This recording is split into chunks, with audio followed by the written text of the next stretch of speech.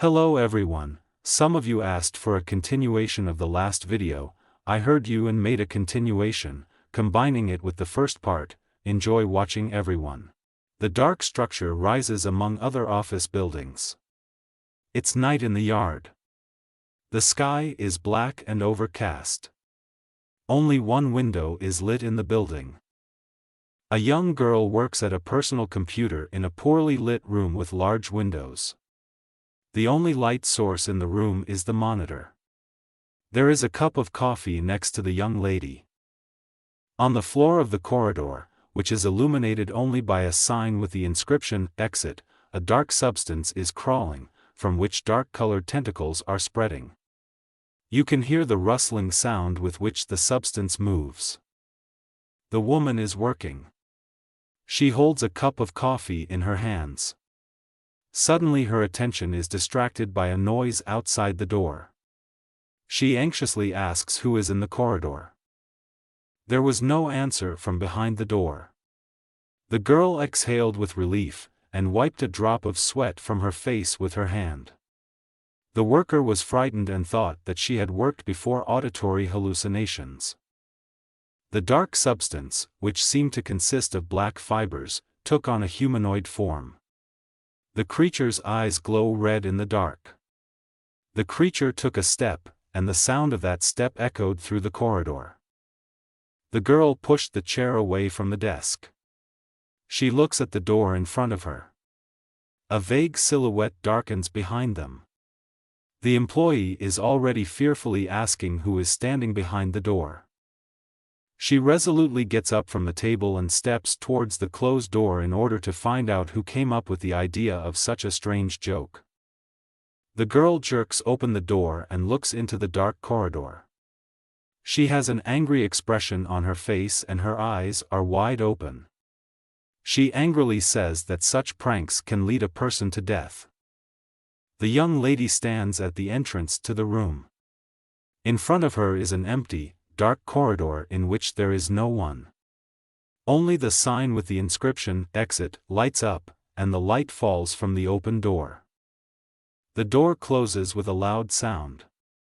At the same time, you can hear some movement of the air, as if the wind blew through the corridor. The girl quickly closed the door and stands under it, as if supporting it with her body. She took out her smartphone and quickly called someone. One hand of a frightened woman rests on her heart. A frightened girl holds a mobile phone to her ear, from which call tones are heard. She listens as hard as she can, and behind her is a dark figure with red glittering eyes. The figure behind the door is shaped like tentacles. Finally, the addressee picked up the phone. The girl is trembling. She bites her fingernails and says she's staying at work to do some more work, but she starts to hear noises in the hallway, which immediately disappear as she approaches the door. While the young woman is talking on the phone, footsteps are heard again outside the door. She says it's back again. The creature, judging by the steps, is heading away. A voice on the phone tells Lee to hurry home. Lee closes the front door. She is at home. The girl thanks the interlocutor for talking to her until she got home. He replies that Lee should calm down and rest well. The girl is still holding the phone to her ear. She begins to tremble. From the open door to the next room, footsteps can be heard, similar to those she heard in the office. She is overcome with fear. She is horrified to see a dark creature with burning eyes looking at the girl from behind the doorway.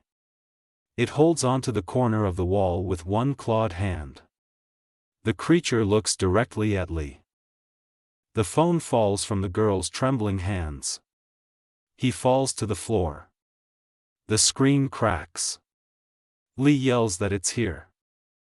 The girl is sitting on the floor under the door.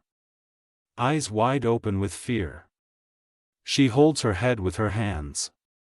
The same question flies out of her mouth: why is an unknown creature chasing her again? The phone is on the floor. The girl's interlocutor worriedly asks if she is still here. He shouts into the phone and asks how she is. In response, he hears silence. A flickering image of a man in a shirt and vest flashes on the screen. He turns to the police and asks if they know the term from the construction business, which has been handed down from ancestors and sounds like, to brick up alive. The man continues, slightly changing his posture. He says that the substitute term, hide alive, is now used.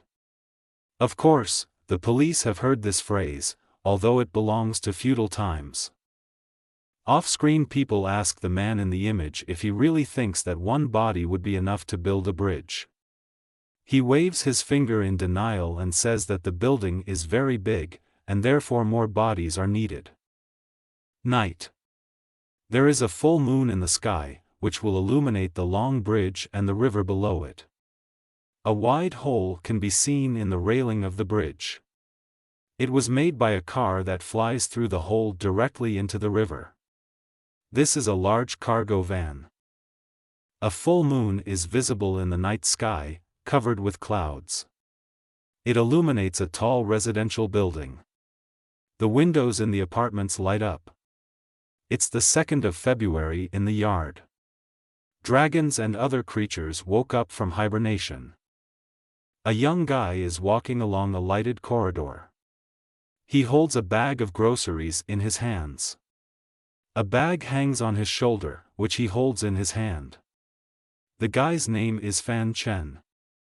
He hears a loud cry from behind the door. The young man is holding the door handle and is ready to open it. His attention is distracted by a girl coming out of the next room. She is on the phone and asks if there is movement at the crime scene again. A girl walks next to a boy. The click of her heels can be heard in the corridor. She is wearing a police uniform and is talking loudly on the phone, saying that this is the 16th time a person has disappeared. A policewoman walks by the boy and suddenly stops. She turns to him. He holds the phone in his hands and warns him not to go outside after sunset. The boy looks at her in surprise. A young man sits at a laptop. He supported his head with his hand. Fan thinks about her new neighbor, who recently moved in and turns out to be a police officer. The boy also thinks about what she said to him in the corridor. A young man is distracted from a laptop. He looks at the phone, which is lying on the table and vibrating. The fan thinks that the chat administrator wanted to publish some photo of him. The guy is standing by the window. The chat administrator wrote that something is happening with the moon in the sky. The boy thinks that he is writing some nonsense. The curtain is pulled back, and a red light is visible from behind it. The young man thinks that he does not care what is written there, but he should breathe fresh air. He pulls back the curtain on the window and looks in surprise at the huge red moon that shines on the city. Fan turns his head to the side in surprise and sees how one of the books on the bookshelf glows. The book that glowed and caught the boy's attention was a book called The Secrets of Managing Your Yin. The guy is standing by the window. In his hands, he is holding a book that he recently ordered and bought online. It was this book that glowed when the red moon rose over the city and the boy looked at it. An ancient scroll with mysterious symbols falls out of an open book, which the boy holds with one hand. Fan thinks it's a page from some ancient manuscript, and it's made of leather. The boy has been studying the found scroll for a long time. He thinks that because of the yin deficiency in his kidneys and the pills he takes for it, he started hallucinating. Fan takes pills to increase yin. He realizes that the pills have changed in taste and feel different than before he picked up that scroll. Suddenly, a bright light engulfs the boy's body, and a small explosion occurs in his kidneys. The boy guesses that it is due to an excess of yin energy. The guy raised his head and looks up. Two large pot handles are visible above it. Out of sight, he sees what looks like an old man Wanga's alfresco stall down the street. The boy's head is attached to the body of the crayfish. Behind him is a huge spoon that pushes him in the back. Hot water is bubbling around. The spoon pushes very hard and fast in the back. He raised his claws to the mountain. The guy is sitting on the floor. He fell asleep dressed on the floor. A blanket is lying next to him. He understands that it was just a terrible dream. Fan looks out the taxi window. He thinks about the fact that he sweated a lot last night and had to take a long bath to wash it off. He is on his way to the hospital to be checked out, as it may be life-threatening. The taxi driver's eyes are in the rearview mirror. The taxi driver tells the guy not to worry about the trip to the doctor, because 9 out of 10 men suffer from hemorrhoids and other ailments due to work and stress. The young man looks at the phone in surprise. He sees that the hospital he is heading to is closed. The reason for this was the reports of eyewitnesses who saw a monk in Taoist clothing enter the hospital building. The boy enters the courtyard of the hospital. He looks in all directions, and sees people who go about their business quite normally. He sighs with relief, and tells himself that he fantasized too much. Something in his pocket begins to glow with a bright yellow light. He looks in surprise at the pocket, around which a yellow aura appears. The boy is very frightened by the glow and pulsating aura. The boy starts running across the yard to the fence. Some light cloud stretches to the pocket, in which some object glows, and around which an aura pulsates. The young man looks with wide eyes of surprise and fear. He thinks about the fact that no one, except him, saw either the glow, or the aura, or the cloud that was reaching for him. Fan worries that he is possessed. The boy turns around and sees the guard striding towards him. The guard asks if help is needed.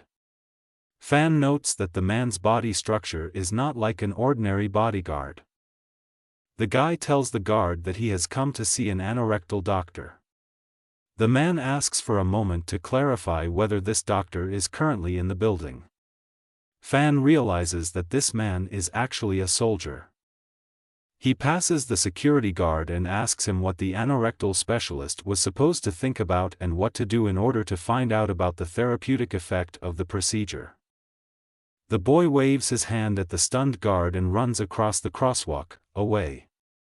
He shouts to the man that his visit to the anorectal specialist is postponed indefinitely. A strangely dressed man runs past the boy. He steps on Fan's leg. The policeman shouts after the man that he had no right to put his tray in a place not designated for this. Strangely dressed stranger turned to the boy. He apologized for stepping on a toe. As a sign of compensation, the man threw Fan 3 books. The boy shows his hand to catch the toms. The guy is holding 3 volumes with gray covers in his hands. He is surprised by the titles of the books, namely The Untouchable Golden Shield, The Golden Seal, The True Body of the Arhat. The young man raised his hands with the books up, and indignantly shouts after the strange man that he will not be led to fake volumes as a sign of compensation. The stranger tells the boy to hide the books and run away quickly. The boy enters his room. Under his arm he holds 3 gray-bound books that he received from a stranger. Fan regrets that he didn't get to the doctor, and also got his foot trampled by a strange man. The boy approaches the table on which there is a computer. He is surprised to notice that one of the symbols on the scroll begins to glow brightly. The boy holds a mysterious scroll in front of him and looks at it carefully. Fan thinks about the fact that he spent several hours studying the scroll last night, and he came to the conclusion that the scroll was taken from the dead. A young man sits at a computer. In front of him on the table lies a scroll on one side, on the other side there are books. He shakes his head, looking at them one by one. The thought that it's hard to believe is spinning in my head. Fan focused his attention on the gray book. He put his hand on the volume and looked at the title, True Body of an Arhat. It was this book that a stranger threw to him on the street. The boy is confused because as soon as he read the title of the book, one of the symbols on the ancient scroll began to glow with a bright glow. Fan looks at the scroll in surprise. Fan jumps up with a scream. He let go of the book, and now it is lying on the floor. The book glows brightly. From the open book, which itself begins to turn the pages, an energy that looks like tongues of flame bursts out. They cover the frightened boy. Images of fighting techniques flash through Fan's head.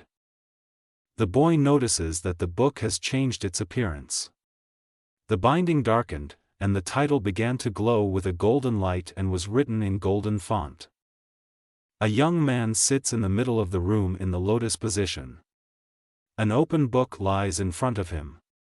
Fan guesses that the manuscript has the ability to turn things into gold.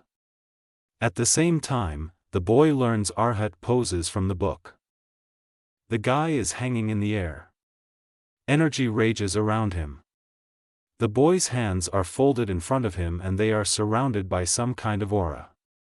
The young man thinks that he has already learned 306 poses that would have taken 10 years to learn before. Fan sits in a yoga pose. He moves and changes the position of his hands. Above him rises the ethereal body of a man who seems to be made of pure gold.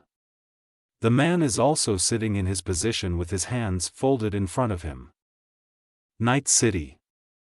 The street lights are brightly lit at night. Building windows glow in the dark. Fan decides that he needs to get to the hospital and see if the scroll is connected to the chi mark in the hospital.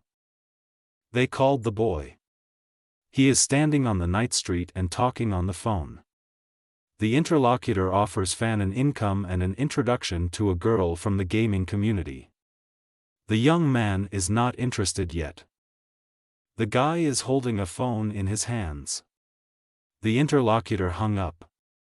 Fan waited for the night and now plans to visit the hospital.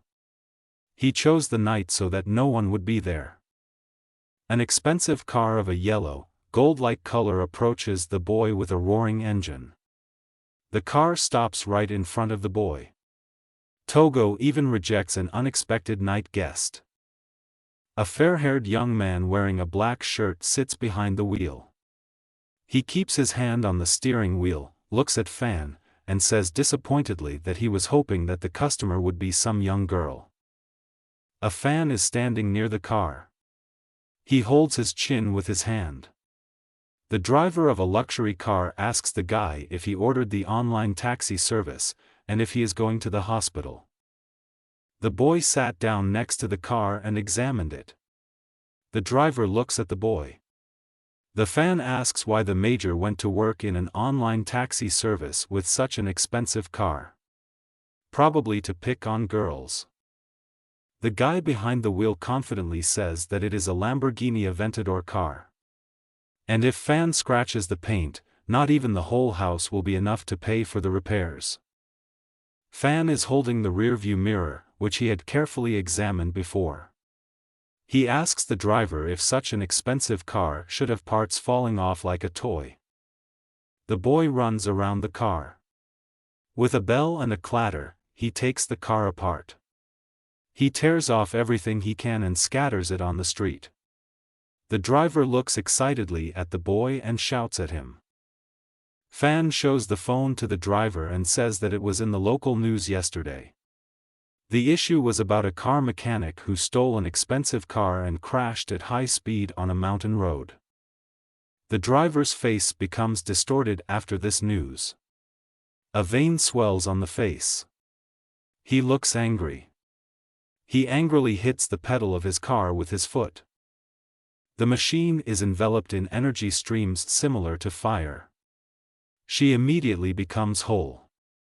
Fan stands in front of her, and looks at the transformations that happen to the car.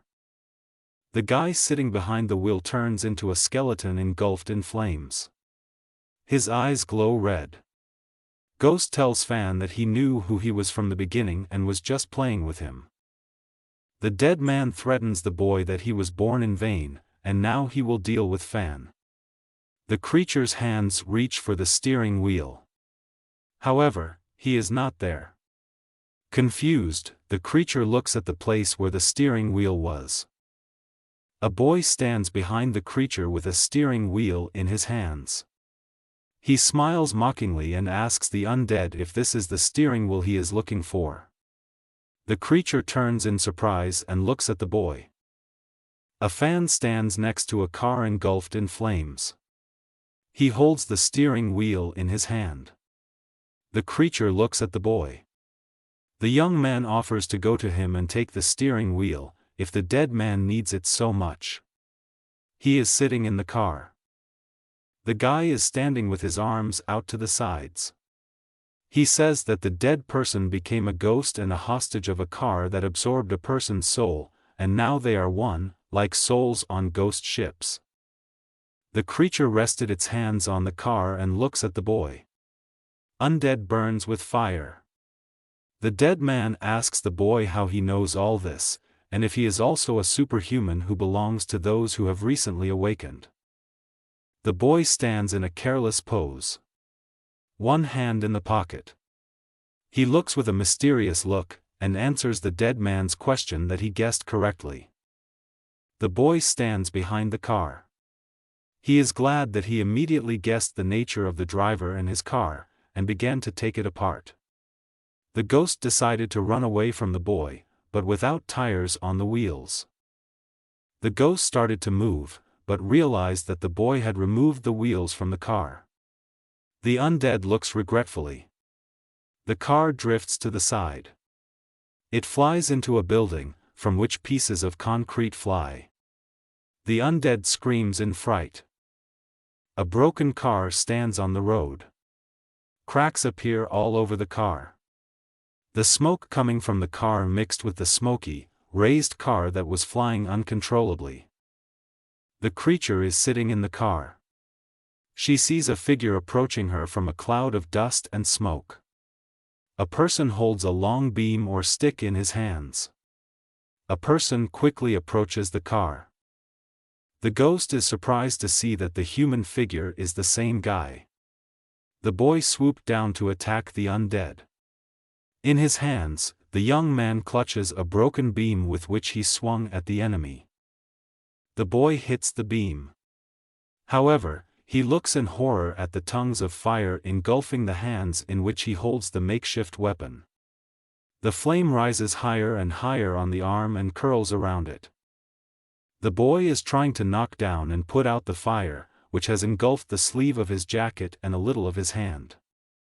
The ghost from the car watches with interest, but says that this young man is not a superhuman, but an ordinary person, as he knows more. The ghost looks on triumphantly.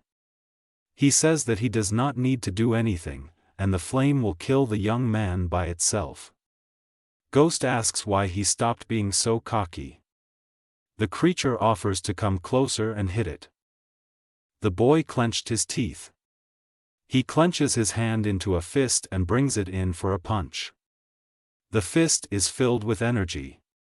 The boy asks who just asked to hit him. It is at this moment that he does what was asked. The car flies high into the air from a powerful impact. He flies away from the place where he stood at great speed.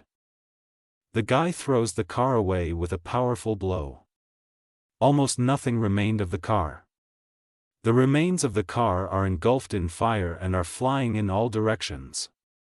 The blow of the boy's hand is accompanied by energy. A ghost in a stream of light flies out of the car it was possessed by. He begins to disappear in the stream of light. His figure and the wreckage of the car flying in all directions are visible in the air. A boy stands on a recent battlefield. He watches as a glow covers his stomach and streams of energy reach him. The boy realizes that this is the same chi energy that he saw in the hospital. The boy's hand reaches for the scroll, which hangs in a special case on his belt behind his back. One of the symbols started to glow. The young man understands that writing on a scroll made of human skin absorbs chi energy. The boy hides the scroll back in the case. He realizes that the source of chi energy was a Superman, whom he had just defeated. Fan thinks about finding the chi energy source as soon as possible. The boy runs away from the scene so that no one there will see him and learn the secret of his superhuman abilities. He runs near the fence, which has a passage, and realizes that he often hid there. A boy stands by a large window and looks at the night city. He is in the hospital, which he entered to check if there is a source of chi energy, that is, other ghosts. The building is clean. The boy holds a scroll in his hands. After defeating the ghost in the car, another symbol on the manuscript lights up. Fan thinks that this allows him to learn a new technique to resist evil spirits. Fan is reading a book called The Warrior's Golden Seal. In the book, the young man learns that this technique is used to fight demons and evil spirits by Buddhist practitioners. A guy is standing over a scroll spread out in the middle of the room and 2 books on it. He thinks that these 2 books on attack and defense should come in handy when he fights against evil. The boy looks at the street through the window. On the street right in front of the window, chi energy is raging. He thinks that the world is full of various demons and resurrected dead, and they are the source of chi energy. The world has become very evil. Fan walks down the corridor. He thinks about the fact that he spent the whole night mastering the technique of the Golden Warrior, the Exorcist. Training takes a lot of energy from him, and he really wants to eat after training. The door opened behind him. A young girl looked out of them. The guy recognized her as one of the new neighbors, a student. With a smile, the girl invited Fan, whom she called her brother, to have breakfast. The Fan stands in front of the beauty. He folded his hands on his chest and told the girl that he was going to the store. The guy offers the student to buy something in the store. See, her neighbor looks behind the girl. She is a little sleepy, but tells the guy that she also doesn't mind him buying her something in the store. The girls look from behind the door. Fan continues down the corridor. He waves his hand away from the neighbors who remind him about shopping and so that he does not forget about them. A boy thinks about fear, in front of women. The girls go almost naked, in only towels. Fan thinks that all women are evil temptresses. He considers it wrong to think about 2 neighbors, female students who sleep naked together in a room. A boy walks among a crowd of people. He is wearing a cap and walks slowly down the street. His attention was drawn to a man in a business suit sitting in front of him on the sidewalk. The boy thinks that the man is drunk. A burly uncle stands with his arms folded across his chest.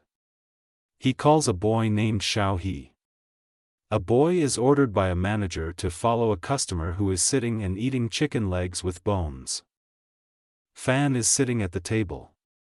He shoves a chicken leg with the bone into his mouth. Around the boy there are mountains of empty dishes and new dishes that the waiters bring him. The manager and his ward are standing in the doorway. They look after the boy who left the buffet and is putting on a cap. The manager is surprised and outraged by the behavior and appetite of the visitor. A guy walks down the street. He thinks that he should disguise himself, because after cultivation he really wants to eat. A young man can eat food every 6 hours and in large quantities. Therefore, you have to be careful. Fan is walking down the street and sees a man in a suit sitting under a lamppost with his head down and his arms around him as if asleep. The boy thinks that this man has been sitting here since morning. The guy approached the guard post. He turned to the man who was on duty there. The man looked out of the booth and looked at the stranger under the lantern. Fan says that he can freeze and that will be a problem. His friend approaches the man in uniform. To the boy's question, "What is with the man under the lantern?" the guards answer that he sits there all day and does not respond when they address him. While the boy was looking at the man in the suit and thinking about the reasons for his strange behavior, the man's phone rang. He raised the receiver to his ear and answered, "Hello." The man grabs Fan by the shoulder. He looks at him in surprise and bewilderment. The stranger, with a pleading voice, asks the boy to help his poor mother, to whom a ghost has come to the apartment. Fan gets on the moped of one of the guards, who he told that he will go to the police station to report the stranger's mother there, and the police have already found out all the details of the case. Fan tells the man to sit behind him on the moped and hold on to the boy. The man looks at the boy in surprise. There is relief on his face. The guards look in surprise at the couple who got on the moped. The man leaned very close to the boy and wrapped his arms around his waist. The security guards say that they have only seen this on television. Men on mopeds rush through the night city. The wind blows the jacket of the man sitting behind Fan. They rush to help the stranger's mother, to whom a ghost appeared. A boy talks to a man about ghosts. The man is amazed that Fan believes him about ghosts. The guy says that literally 2 days ago he killed a ghost with his own hands. Rescuers on mopeds race against the background of the bridge. A man in a jacket talks about a terrible accident on a bridge that took the lives of more than 50 people. And the bridge, according to him, continues to take people's lives. The stranger says that he loved a woman older than him. The man worked as a pathologist and one day the body of this woman came to his table. He was very sad about this. The man came home late. He stands in the middle of a dark room. Someone knocks loudly on the door. The man turns at the sound. Red light can be seen from behind the door, which penetrates under the door and the door window. A man approaches the door. The thought that it is already so late, and who could it be, is spinning in his head. He rests his hand on the door and looks through the window to look at the nocturnal visitor. The man retreats from the door in horror. In the peephole he saw a human eye. It belonged to a dead man. Blood flowed from the eyelids. The pupil did not move. The eye looked directly at the man. The poor thing is sitting on the floor. He rested his hands on the floor to keep from falling completely. He looks at the door with a startled look and asks who is behind the door and is this all a prank? He later called security. 2 men in special uniforms and with a flashlight in hand, examined the corridor, the door and the door window. They did not find anything suspicious. A man sits in a dark room. He looks frightened at the door, behind which again someone is standing and knocking. There should be no one there, because the security service had already left. Finally, the man's nerves can't stand it. He grabs the door handle and jerks it open. The man looks into the corridor, which is empty. The corridor is flooded with red light. In the room, the man's attention was drawn to 2 balls that were hanging on the door and swaying measuredly. He turned an alarmed and slightly frightened look directly at them. His eyes widened in horror. These were not simple balls. It was 2 eyeballs, fastened together by the optic nerve. Veins and other nerves were still visible on them. The man's phone rang. He raised the receiver to his head with horror. The voice on the phone said that the man's mentor in the medical field was found murdered in the hotel room. His eyes were torn out. The man dropped the phone on the floor and ran down the corridor. He screamed in terror and tried to get away from this place. He convulsively tries to reach the elevator call button and pokes his finger at it with all his might. The man feels something approaching him. The elevator doors opened in front of the man. He spread his hands out of horror. A monster stood before him. It was the body of his former lover. The whole body, the elevator and the floor were in black streams. Rescuers are standing in front of the door. The corridor glows with a blue glow. One of the men remarks that the room is very cold and it feels like you're standing there being electrocuted. A man in a tie knocks on the door. He asks his mother to hear him and open the door. The poor thing is very frightened. The guy behind him says he can smell dead fish and raw earth. A boy and a man in a suit stand in front of a wide open door. The young man suspects something is wrong and asks the man if he does not smell any strange smell. A gray-haired elderly woman opened the door. She smiled and recognized her son. She is very happy that her son has returned to her. Behind the woman who opened the door was a ghostly figure. The creature held the edge of the wall with a clawed hand and looked at the men who had come. The boy realized that it was the man's ex-lover. Men enter the room. In the room, in addition to the two saviors, there is an old woman and a ghost standing behind her. The ghost is holding a large kitchen knife. The mother asks Fan who he is.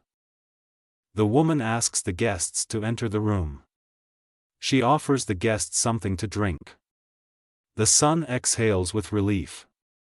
The old woman did not yet understand that the female guest had already died, and it was her ghost who visited the old woman. The woman gathered everyone present at the table. A ghost with a knife in hand is standing next to them. She says that Ijin was so nice and agreed to prepare fish soup and a delicious dinner before the guests arrived. The men looked at each other in surprise. They could not believe that the ghost was preparing fish soup for dinner. At that time, the ghost was standing in the kitchen and was cutting something on the table with a large kitchen knife. An elderly woman, her son and Fan are sitting at the table. The woman tells her son that it is very strange when a man does not have a wife after the age of 27. She asks how things are going on the personal front. Ghost serves the table. Those present are impressed by the number of fish dishes. The boy sits in shock at the fact that he will have to eat lunch prepared by a dead man. He understands that it would be very impolite to refuse hospitality. The ghost is sitting at a table on which there are many dishes. Fan mentions that you should not eat the food offered by the deceased, unless the deceased is your relative or loved one, otherwise the vital energy will disappear. The guy sits down closer to the ghost. He understands that it is the trick with the vital energy that the evil ghost wants to test on those present. The boy is amazed by the cold that blows from the dead man. Fan begins to very quickly absorb everything that is in front of him on the table. The man looks in surprise at the boy, who feverishly pounced on the food prepared by the uninvited guest.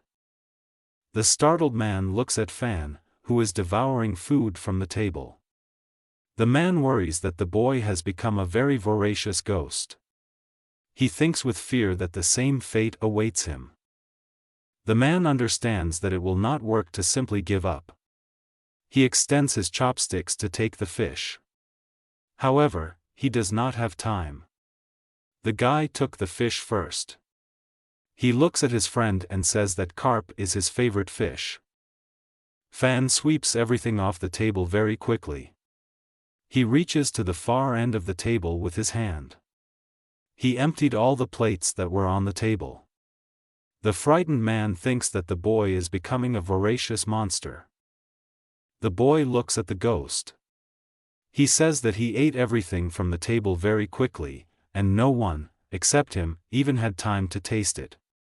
The young man asks the confused ghost to prepare more food, and this time he will definitely eat less.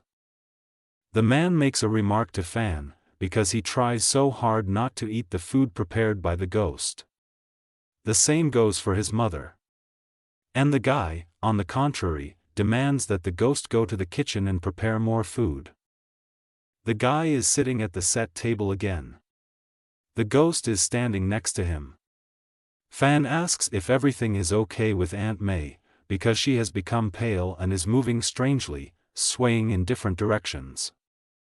At this time, the man turns to his mother, who is sitting across from her at the table. He remembers how she once choked on a fish bone, and they haven't bought fish since. He wonders where so many fish come from today. Suddenly the ghost knelt down. A lot of time has passed since everyone sat down at the table. The ghost knelt down and rested his hands on the floor. The plates he dropped flew across the room. A guy is standing over the ghost sitting on the floor. The hand is clenched into a fist. He looks at the ghost and tells her that she was very tired while cooking and serving the guests. Fan says that the ghost is tired and needs to rest. The boy punches the ghost in the stomach. A through hole is formed at the point of impact. Todoroki screams and raises her hands up, trying to defend herself. The ghost glows with a golden glow. He gradually disappears, turning into a silhouette. Chi energy is released from the apparition, and streams of energy rushing through the air are directed towards the boy. The boy remembers the ghost's body before it disappeared. He realizes that Aunt May died when she drowned in the river. And therefore the fish with which she treated the guests was actually rotten and rotten. The guy's guess made him start to hesitate. He ran to the toilet and bent over the toilet, wrapping his arms around it. Fan understood that the energy inside him had already digested the bad fish, but he still felt sick. Fan stands by the wall and looks at the starry sky. He thinks about the fact that he has seen a lot of the supernatural in recent days. And in order to survive, he needs to train more and absorb chi energies. The boy picked up his phone to check the local news about what might have happened supernaturally recently. There, he saw a report about Zhou Hospital, which had once again seen the ghost of a Taoist. The young man decided to check Zhou Hospital for a ghost that might be lurking there. He steps towards the main entrance of the hospital building.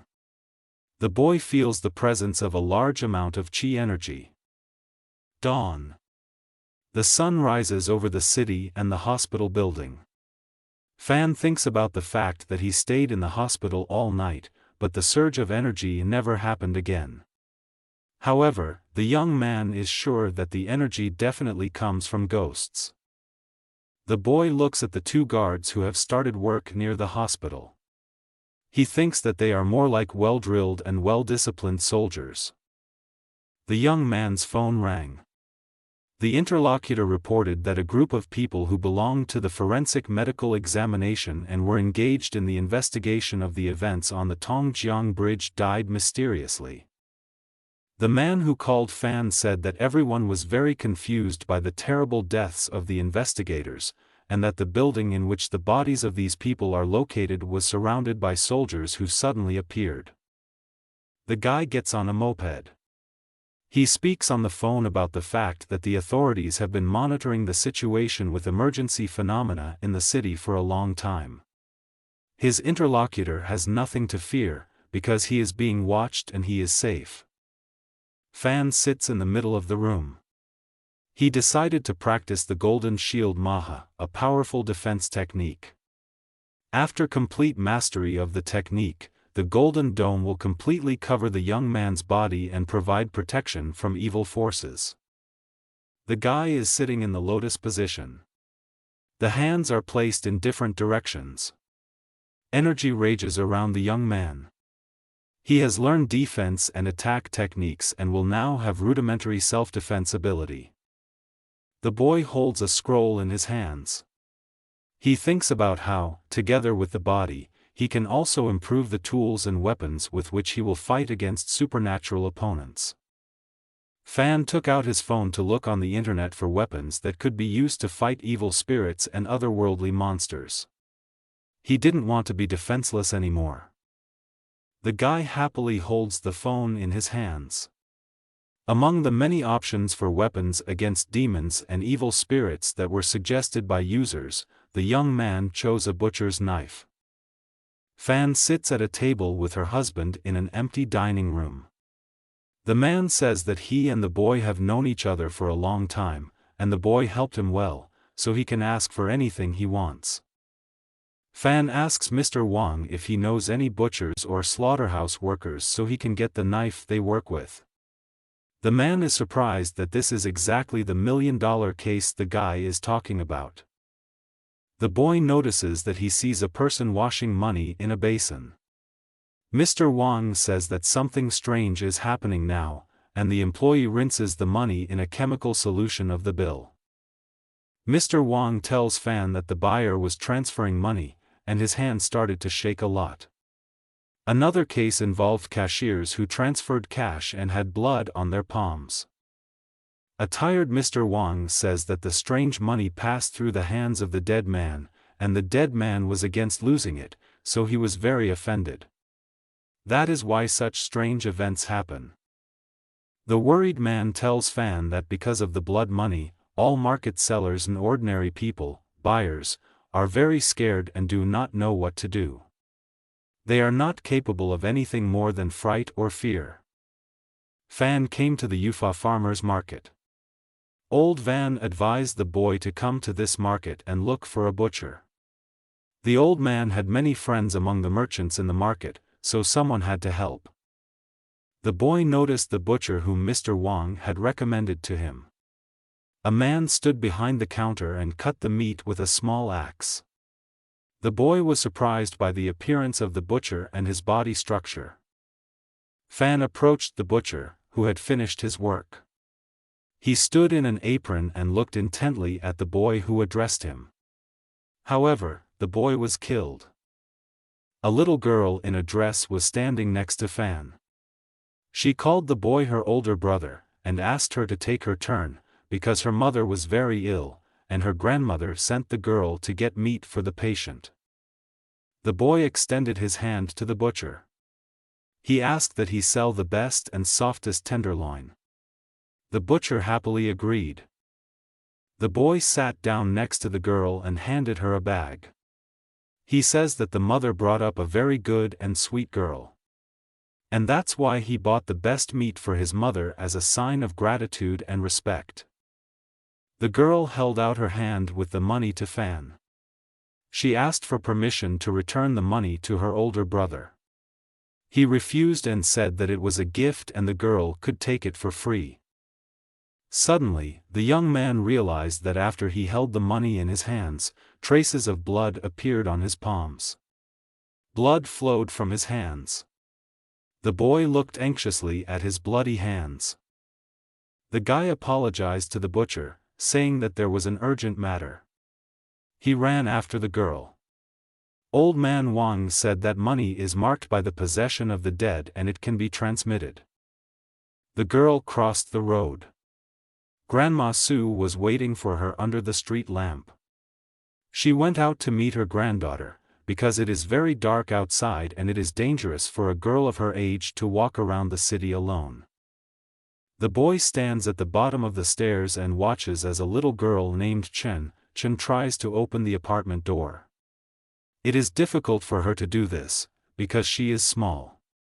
Finally, the door creaks open. The guy climbs the stairs to the corridor with the door behind which the girl disappeared. He feels the presence of an evil spirit. An aura of dark energy seeps through the cracks under the door. The boy approaches the door and opens it a little to look in and see what is happening there. He doesn't notice the dark substance behind him take on the features of predatory clawed paws ready to grab Fan. The boy looks into the crack in the door, through which a red glow is visible, characteristic of the dead or ghosts. He doesn't notice a dark clawed paw appear behind him reaching for the boy. The boy is distracted by the sound of a shot. He did not notice how a man in dark glasses, a black cloak, a white shirt and a black tie appeared behind him. The man looks like a special agent. The man is giving orders to other people who are milling about in the corridor. They roll into the corridor rocking chairs on which bodies lie, covered with white sheets. A man in uniform reports to a stranger. A gray ball of energy erupts from behind the cloaked man. Chi energy goes to the scroll hidden in the boy's back, on the belt. The fan is happy because he got the energy so easily. A man dressed similarly to the one who appeared behind Fan descends the stairs from the upper floor. The stranger on the stairs says that there is no creature on the upper floors, so it is here somewhere. The men's attention was drawn by an old grandmother who called for help. She pointed to the door behind which she had seen the girl yesterday, and before that she had seen people who were transparent and could pass through the door. Fan remembered the girl, which I saw on the market. He realized that she was a ghost. And what he saw during the day was the best memories of the little girl and happened shortly before her death. Fan saw a butcher from the market in the crowd. He towered above the people and carefully looked at the 5-story building, which the boy had recently visited, and which was haunted.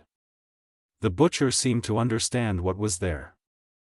Fan is sitting in the police station where he was called for questioning. A woman in a police uniform enters the room. This woman turns out to be the guy's recent neighbor whom he recently met in the hallway. The policewoman leans over to the boy and asks why he is so surprised to see a girl at his workplace. She asks to tell what piece of meat Fan bought the girl at the market, so that she would have proof. A boy and a girl, a policewoman, leave the police station.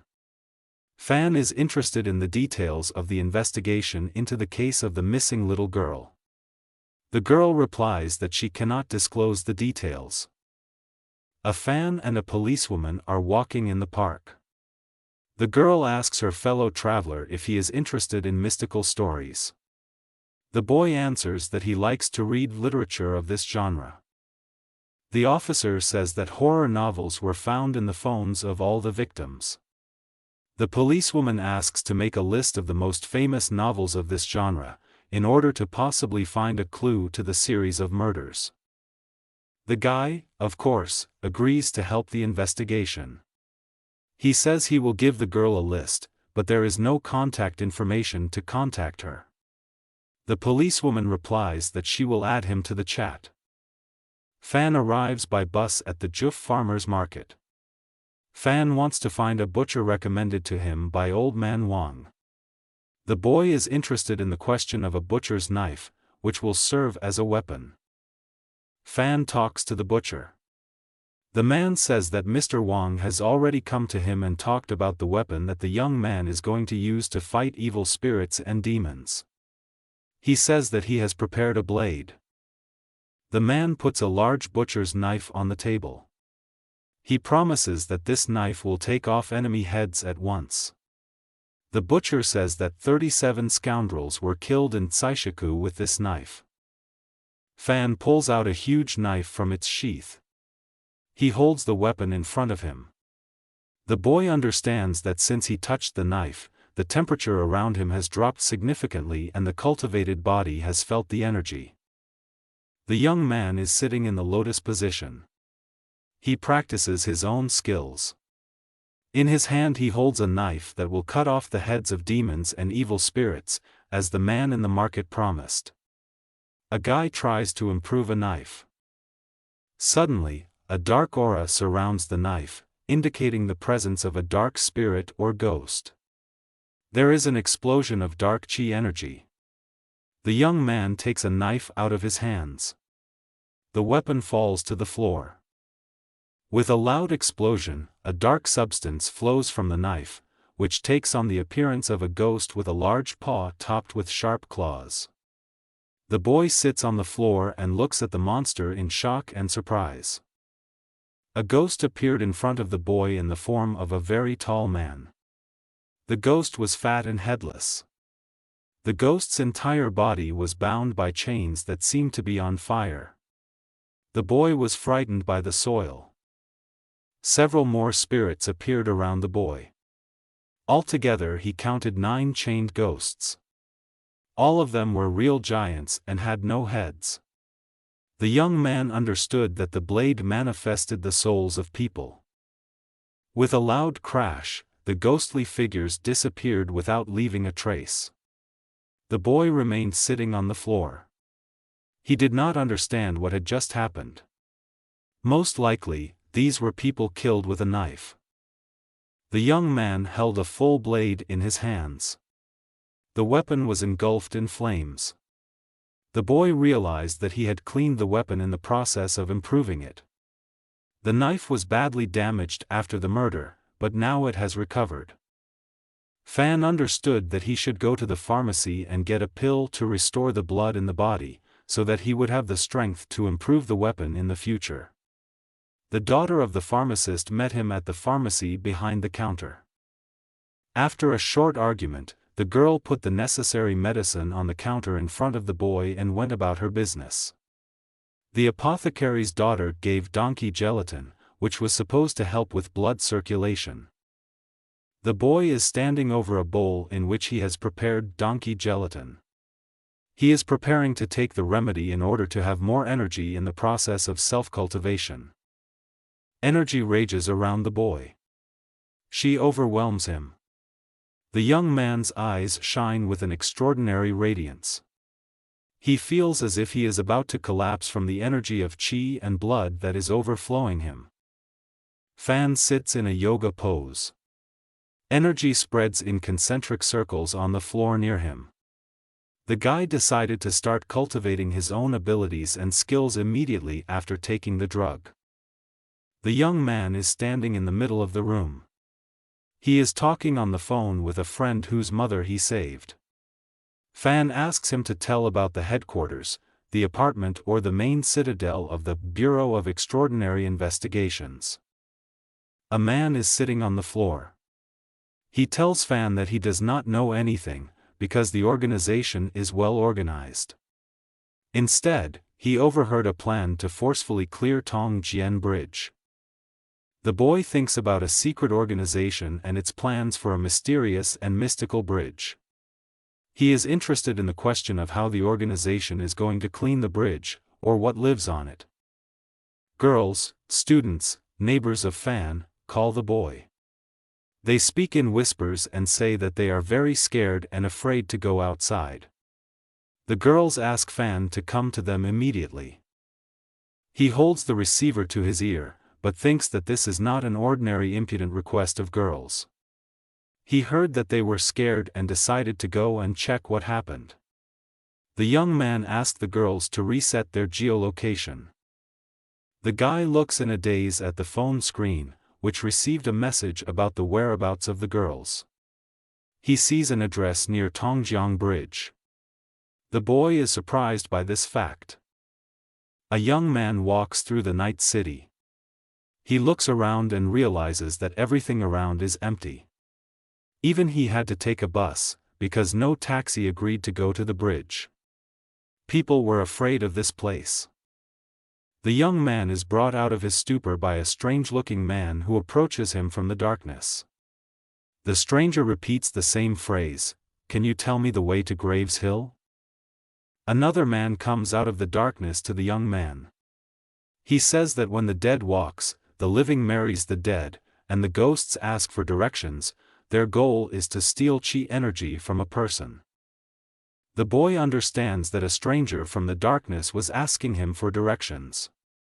He runs headlong to another unfamiliar man, trying to orientate himself in this situation. A boy runs up to a stranger. He stands calmly and tells the boy that a person has 3 lights. As long as they are burning and none of them are extinguished, the undead cannot do anything to a living person and take away their chi energy. The man calms the young man, and says that he will help deal with the ghosts. However, before that he needs to go to his shop and get the weapons he needs to fight ghosts and the dead. The stranger and Fan run. The boy is interested in how to exorcise a ghost from a person who has become possessed by this ghost. The man on the move replies that the rule of hell is needed here. A night stranger looks in the door. The boy says that one should beware of the one who hides his hand. The man is stunned and his eyes are frightened. Fan cuts his guide in half with one blow of his unusual weapon. Dark energy emanates from it. The ghost is surprised how the boy was able to see through her disguise. The young man realizes that behind him is the ghost of an old man. The ghost was attacking Fan at this time. The boy is horrified to realize that 6 out of 10 protective shields have been broken by the Pachra. The ghost rushes at the boy. She looks at him with empty eye sockets and tells him that if the ghost itself has not died, then the boy will have to die.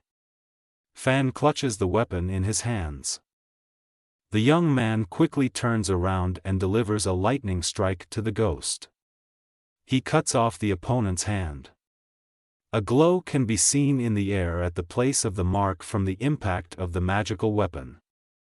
The boy activates the ability of the Golden Warrior Seal to banish a devil or evil spirit. The pentagram in the air blazes golden. The dead man grabs the boy's neck with his remaining hand. He looks Fan in the eyes and says that he is still very young and inexperienced, and that is why he will lose this fight. The ghost's body is engulfed in fire. A boy stands next to a burning ghost and holds his magical weapon in his hands. The dead man is amazed that the young man's entire body was covered with magical protection. The guy swings his weapon and strikes. He cuts the ghost's body in half. But it still burns with fire. Fan says that this is what is called mystical solar fire. Fan looks at the remains of his recent opponent. He thinks that there are 2 parts left at the place of the dead man. These were separate bodies, each of which could produce an evil spirit. The boy thinks that the grudge against this world was very great in these 2 spirits, because they were able to break through the defense of 6 golden shields. It is worth being more careful in the future to survive in an abnormal world. Guy is standing over the bodies of the ghosts. Chi energy was released from both bodies. The guy agrees to such a bonus as a result of a duel with such an unusual opponent. Fan mentions that he has to hurry to the girls. A young man stands among a crowd that has gathered for a carnival. There are many police officers around the crowd to calm people down. The boy heard girls calling him, students, neighbors across the corridor. A girl in a short skirt leans against Fan. She hugs him and says that she is very glad that he finally appeared. The boy is stunned. He asks what happened. The girl in the dress said they were free this weekend. Therefore, they decided to visit the carnival. Here they entered the haunted room and saw 3 bodies hanging from hooks. The girls remember, they whispered, what realistic props are now. A steroid-pumped man approached them. He offered protection to the girls and went forward. He came close to the body, which was hanging on a hook and from which blood was pouring. He took hold of the chin and came close to the body, thinking it was a mannequin. The man looked mockingly. Suddenly, a huge black tongue broke out from the hanging body. The ghost asked the man to save him. The man was very scared. He fell to the floor and screamed that it was not a mannequin, but a real corpse. People began to run out of the horror room in a panic, and shout that a murder had happened here. They asked for help, protection, and for someone to save them. The boy is standing in front of the place where the carnival took place. He sees tents and a huge Ferris wheel. A voice comes from a megaphone, asking to remain calm and not to panic. Fan is riding a bus along a road that approaches a mysterious bridge. He sees a huge platform floating down the river, destined to demolish the bridge and finally put an end to the mysterious deaths. The boy ordered more volumes for further development and cultivation of his powers and abilities. He looks at the books on the floor in front of him. The book could not give the desired effect. The boy is sitting in the lotus position. He thinks that 3 of the volumes he purchased were Buddhist. From this he concludes that he is a Buddhist and has something in common with the Buddha. The night sky. An explosion of enormous force can be heard and seen not far from the Tongjiang Bridge. The waters of the river shook from the shock wave that left the place of the explosion. Illuminated by lanterns, the bridge stands over a chasm in which a river once flowed. People blocked the water's path by creating an artificial backwater and a river dam by explosion. The military blocked all approaches to the bridge. An order is sounded over the megaphone not to pass any vehicle moving towards the crossing. A man in a military t-shirt is standing at the bottom of the river. He orders the bulldozers behind him to dig, because they have very little time left. This is the squad leader who is looking for bodies at the bottom of the river. The commander looks at the terrain that has formed at the place of the riverbed. He thinks about the fact that it is necessary to find the two halves of the corpse that were buried at the bottom as soon as possible, otherwise the evil spirit that lived in this body will not rest. His wards gathered near the captain. They report that the other group looking for the body is also having no success. The commander is concerned about the situation and is interested in the origin of the body and the reasons. One of the captain's subordinates turns to him. He says that the bodies of people who were cut in half are buried in the architectural houses at the bottom of the river, and the spirits cannot rest, offended by such a murder. Then the subordinate continues that the spirits killed in this way could not breathe air for the last time, and therefore became very angry and offended after their death. They were usually nobles or aristocrats. Men say that the bodies of people killed in this way were buried at different ends of a river or stream specifically to use the infinite power of water to appease the dead who had been offended.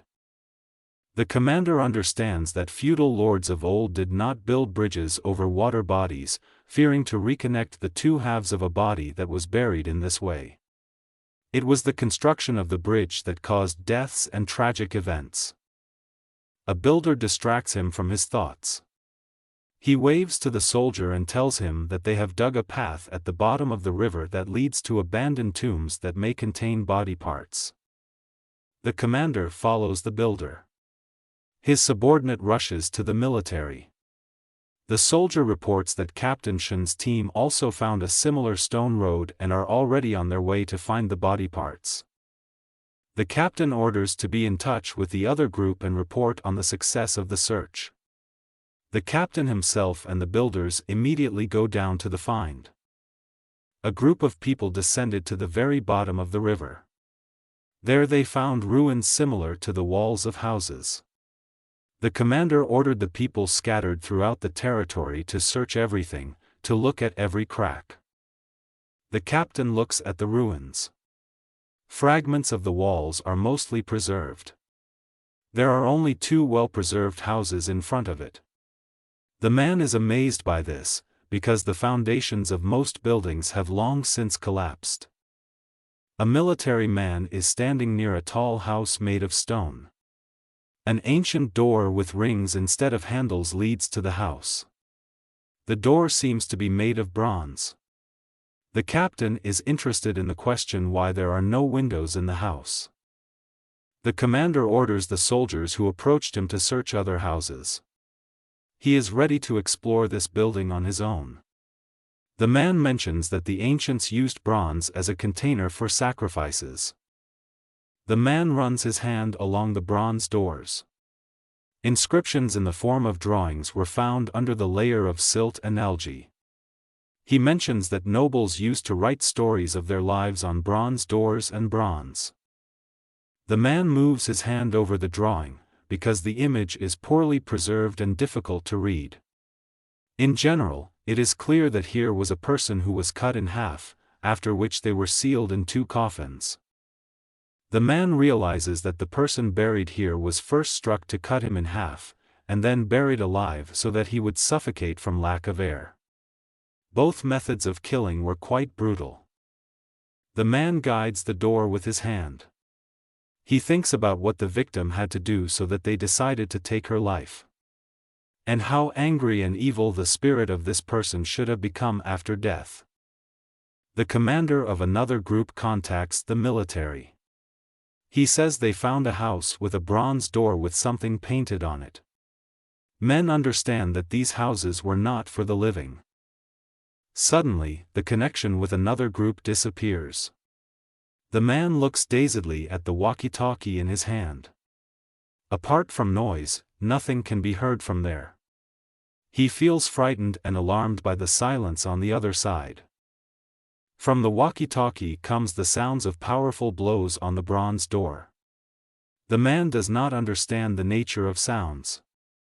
The soldiers look at the commander in confusion. He still holds the walkie-talkie in his hands. The military gives the order that in the event of failure of the previous group, all immediately and without objections rise from the bottom of the river and go far to the shore. A soldier addresses the commander.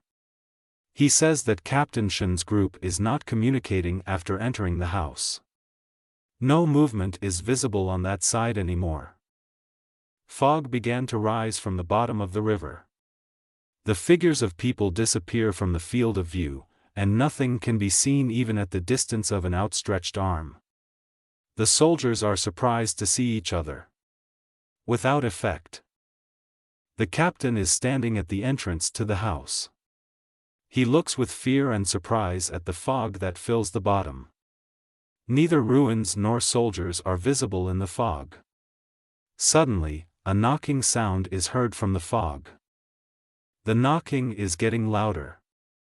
The soldier looks in surprise at the fog from which the sounds are coming. A huge figure emerges from the fog, as if woven from the darkness.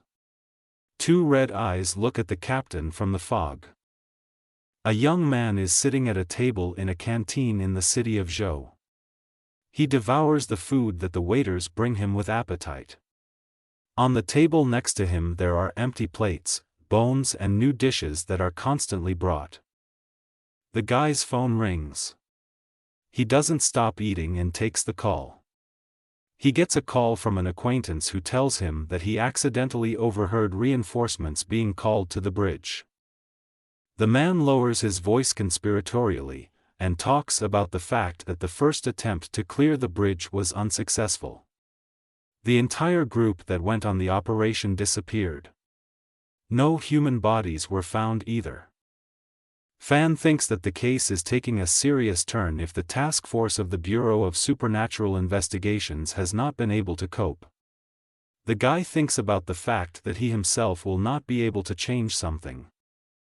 The boy thinks about what is his priority. On the one hand, it is very risky to try to do something on your own. On the other hand, there is a huge source of chi energy. Fan is torn by doubts. A young girl in a sports suit rides a bicycle near the bridge.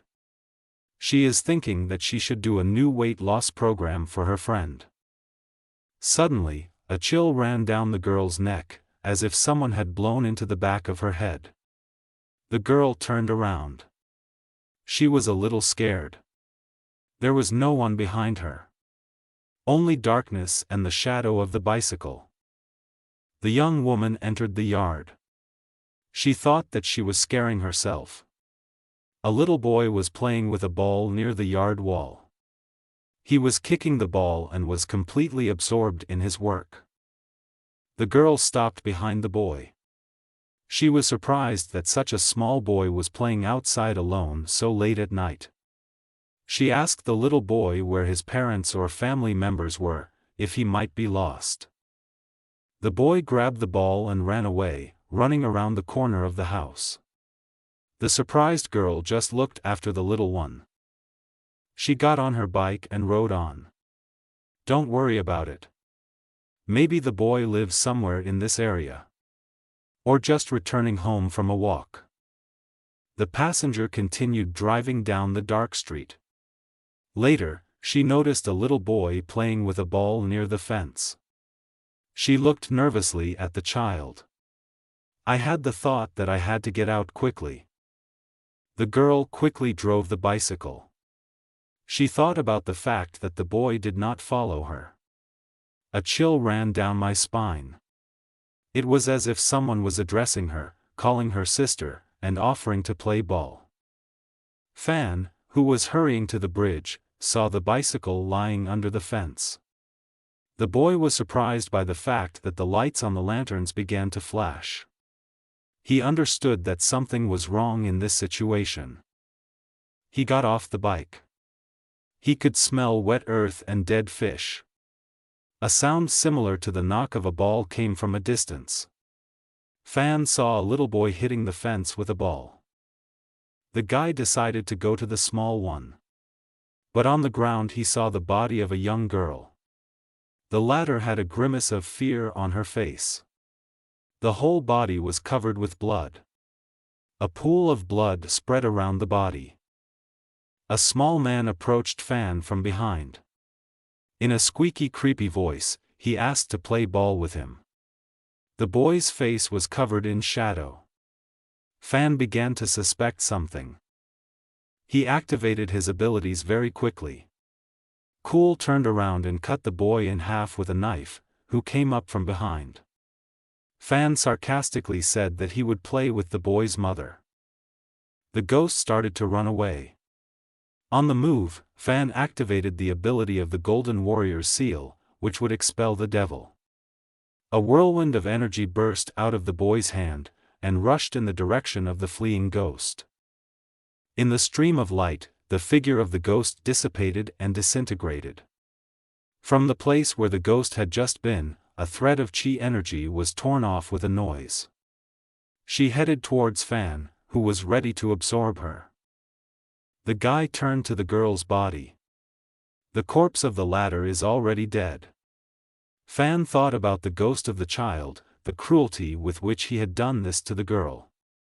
The police had to be called to the scene. A whistle caught the boy's attention. Fan realized that he had better get out of there as soon as possible, or someone would see him. And it is not worth raising suspicions in the police. With a whistle, a boy appeared next to Fan, who was surrounded by red lightning, the discharges of which ran through the stranger's body. His eyes were glowing red and his hair was blowing from the great speed. Fan looks at the strange stranger. He is amazed at the speed with which he appeared. The boy called the uninvited guest Flash in his mind. But the thought of how to explain the fact that he was standing over the girl's body was more disturbing. Two boys stand and look at each other. An awkward silence fell between them. Fan thinks that even if he had 1,000 mouths, he would not be able to explain the meaning of the situation to the boy. A red car jumped out from around the corner of the street towards the boys. He screeched with his brakes and came to a stop behind Flash. He did not move. The unexpected appearance of the car was only for Fan. A man with glasses got out of the car, from the passenger seat next to the driver. He angrily and indignantly asked Flash, whom he named Le Tion, if he understood the meaning of teamwork. Behind the man, another young guy and a girl in a yellow dress appeared from the car. Flash kept his eyes on Fan, who was standing over the body. Again there was an unusual silence, which was filled with guesses. Fan stands over a bloody corpse. He thinks about the fact that he was alone on this street, the girl's body is lying at his feet, covered in blood. And, most importantly, the guy can't explain the situation and what happened here. Fan ponders his next course of action. You can run away or confess that he is a murderer. In this case, he will be wanted. The police of the entire country will be looking for him. But he is not guilty of anything. And it will be unfair. Meanwhile, the girl in the yellow dress tells her friends that the compass, fixed on chi energy, points to the boy. The energy level corresponds to the energy level of a first-level celestial dog. The girl holds a compass in her hands. Fan stands over the girl's body. The strangers say that the dead girl has a low energy level, and they didn't have time anyway, because the ghost killed her earlier. Flash turns to Fan. He asks him if he was also recruited on the night when some people's extraordinary abilities were activated and awakened. If the boy is also in the organization, which training camp is he from? Fan does not understand what the stranger is talking about. Flash excitedly asks the boy how he was able to single-handedly defeat a ghost with the energy of a level 1 sky dog. Fan thinks that the authorities know about the superhumans, and for the purpose of control, they have recruited some of them and put them in their service, no matter how wild they are and under surveillance. He is also interested in the words about the heavenly dog. Fan is nervous. He thinks about what will happen to him when they find out he doesn't belong in any training camp. Can he be attacked, defeated and handed over to the country? The guy watches in surprise as the mysterious night guests packed the girl's body in a bag and loaded it into the car. A man in glasses orders to carefully put the body in the trunk and inform the instructors. Flash turns to a confused Fan and offers to join them if his team doesn't make it. You have to get to the bridge quickly, otherwise the instructors will come up with many ways to terrorize the guy. Fan hesitates. He thinks that if he refuses, something terrible and an irreparable mistake can happen. The boy thinks that it would be better to go with them and see what happened there. The car is quickly approaching the bridge, around which the fog is rising. Fan thinks that he is lucky because it is safer in the team. The main thing now in this situation is not to expose yourself and arouse suspicion.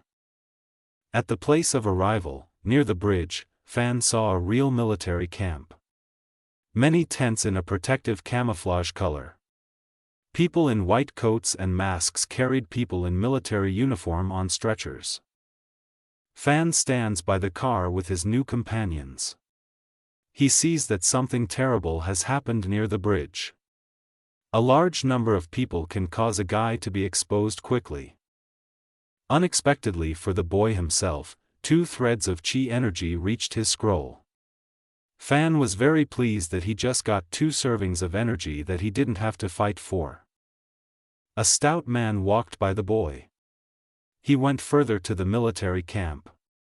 Fan realized that this stranger's power level was much higher than the boy's, so he had to be careful. The newly arrived company, to which Fan also joined, looked after the stocky man.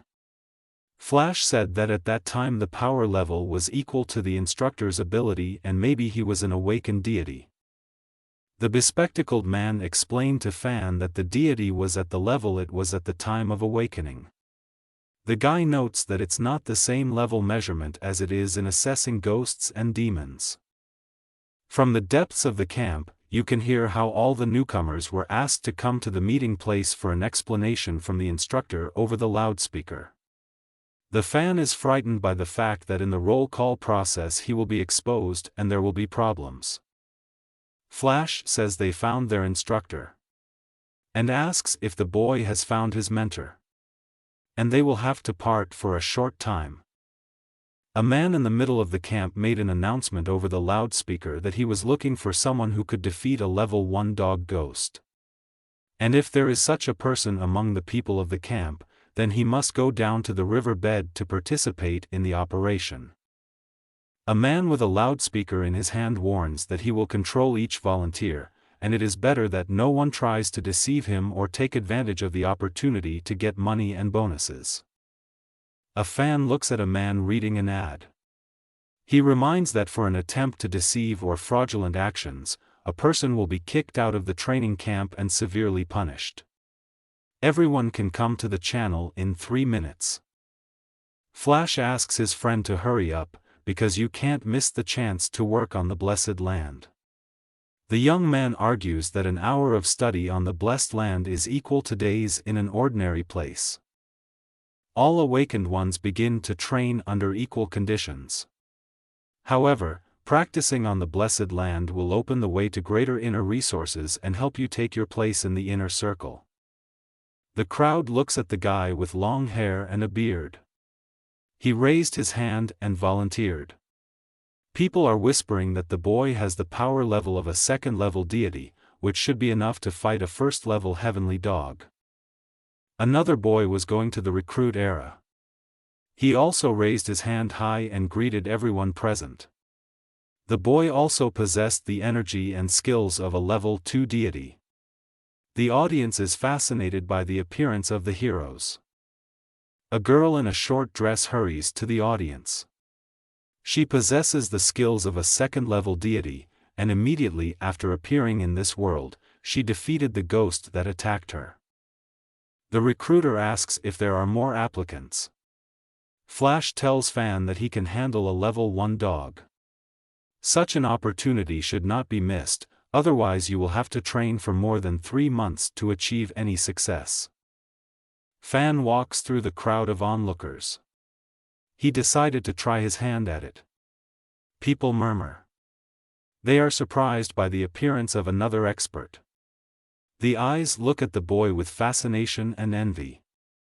Fan approaches a group of volunteer experts. He says that there is no point in hiding and they can completely count on him. The man who assembled the group asks the boy how many murders he has on his account. The boy does not want to answer directly. He's had a lot of ghost kills to his credit, but he doesn't want to stand out.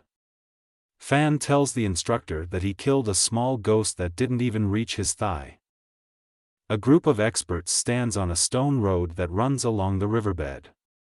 They say that after the blood moon that was recently over the city, spiritual energy began to be released and fill the world. From the conversations of his companions, Fan learns that they are using spiritual energy that regenerates, not the chi energy that the boy uses. That is, the nature of his abilities is different from that of his companions. A guy with a beard asks a girl what her plans are for the future. She replies that she wants to train to the 9th level and become a knight rider before the second blood moon appears. Fan listens to their conversation.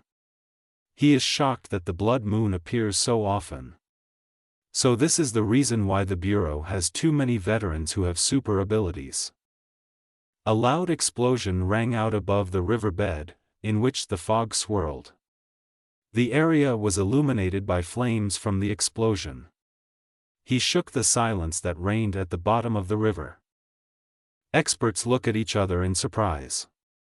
They think about the reasons for the explosion.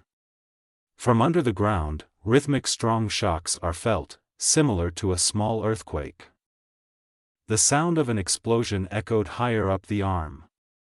Huge masses of water rushed into the channel again. They returned with a roar to the place that was reserved for them by nature. Someone blew up the dam that held the water. One of the experts started to run away. He ran along the stone road. The fog was swirling around. The earth trembled from the water, which was advancing like a powerful wave and carried away everything in its path. The experts looked at each other. Fear in their eyes. They don't want to be buried alive at the bottom of the river. There is an idea that it is worth climbing. Fan stops his companions.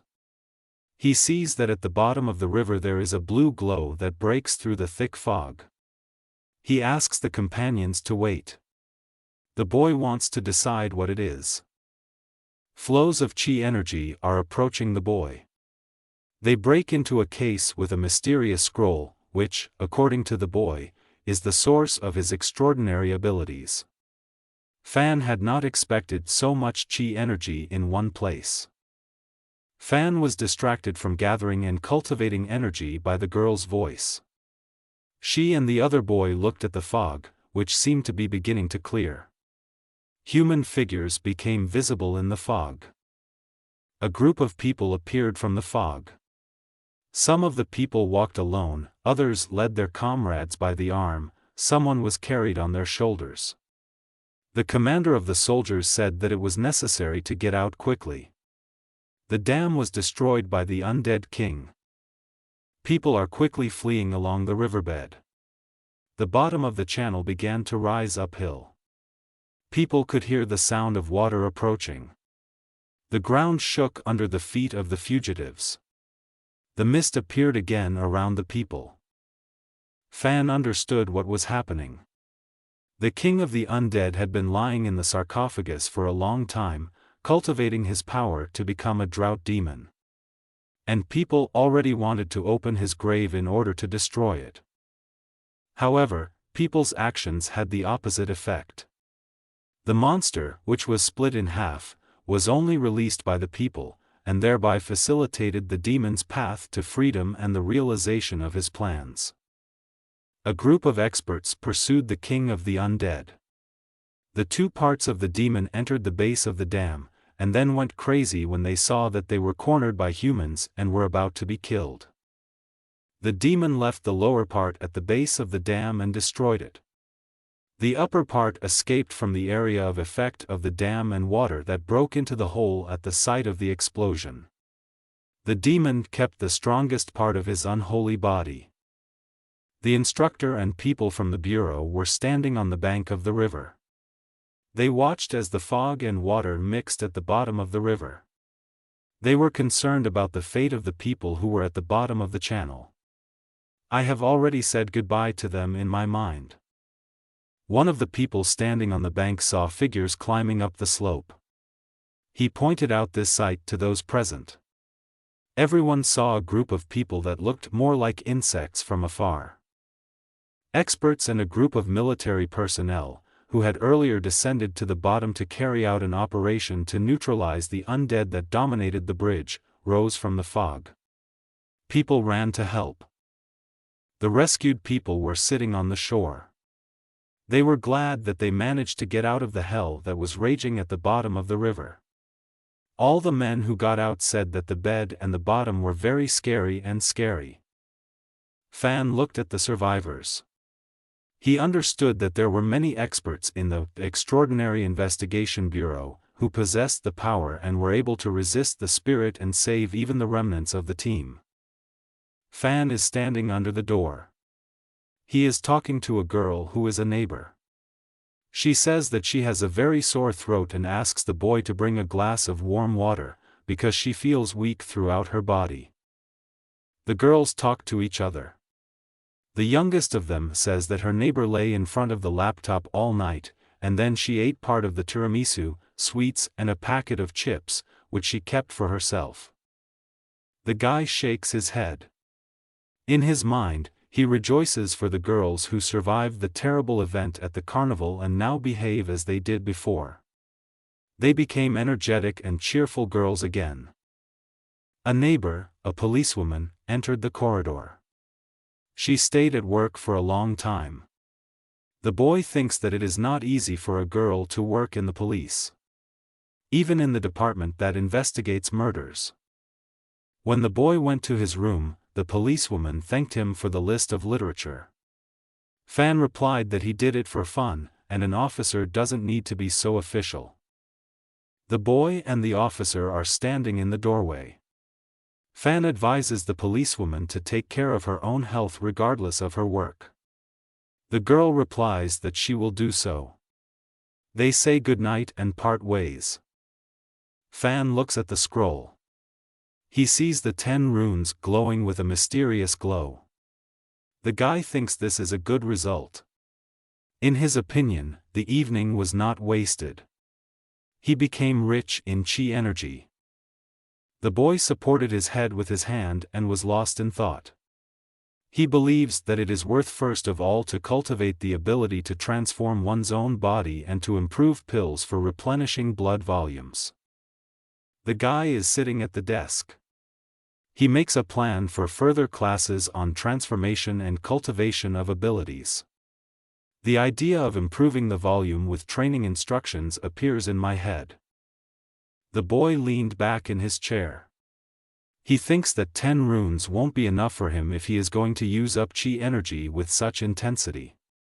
After all, you need to earn money, otherwise it drags society down. The fan is standing in the kitchen. He has prepared and is already drinking donkey gelatin from a bowl, which he uses as a means to increase blood levels in the body. He feels how vital energy increases the general tone of the body. The boy sat down in the lotus position and began to train the skill of the immune shield of the manhua, which takes the form of a bell or a membrane. With a clatter, an energy bell appeared above the boy's body. The boy concentrated. The bell shape has the highest level of protection and requires maximum skill for this. In addition, energy consumption is colossal and the need for blood is huge. The next step was to train Yang's divine power. Training should be done only during the day, when the maximum release of Yang Qi energy is possible. The resulting membrane is not as functional as a bell. Fan's mouth bled. He clutched his chest. Using Yang Qi energy was still a painful process for him, and he could not fully master the technique. The young man is thinking about improving other techniques. Fan stands over the volumes that are spread out on the table. The young man is thinking about manually making copies of the volumes by hand and then updating the copies. In this way, his shields will be doubled. The young man made a copy of the volume by hand. Now he holds in his hands a copy and a manuscript that is already glowing and ready for use. The boy is worried if his idea comes true. He gazes with delight at the manuscript and copy, which shine brightly and radiate energy. The fan is satisfied with the result. The original 12 layers became twice as thick and more stable. A fan is talking on the phone.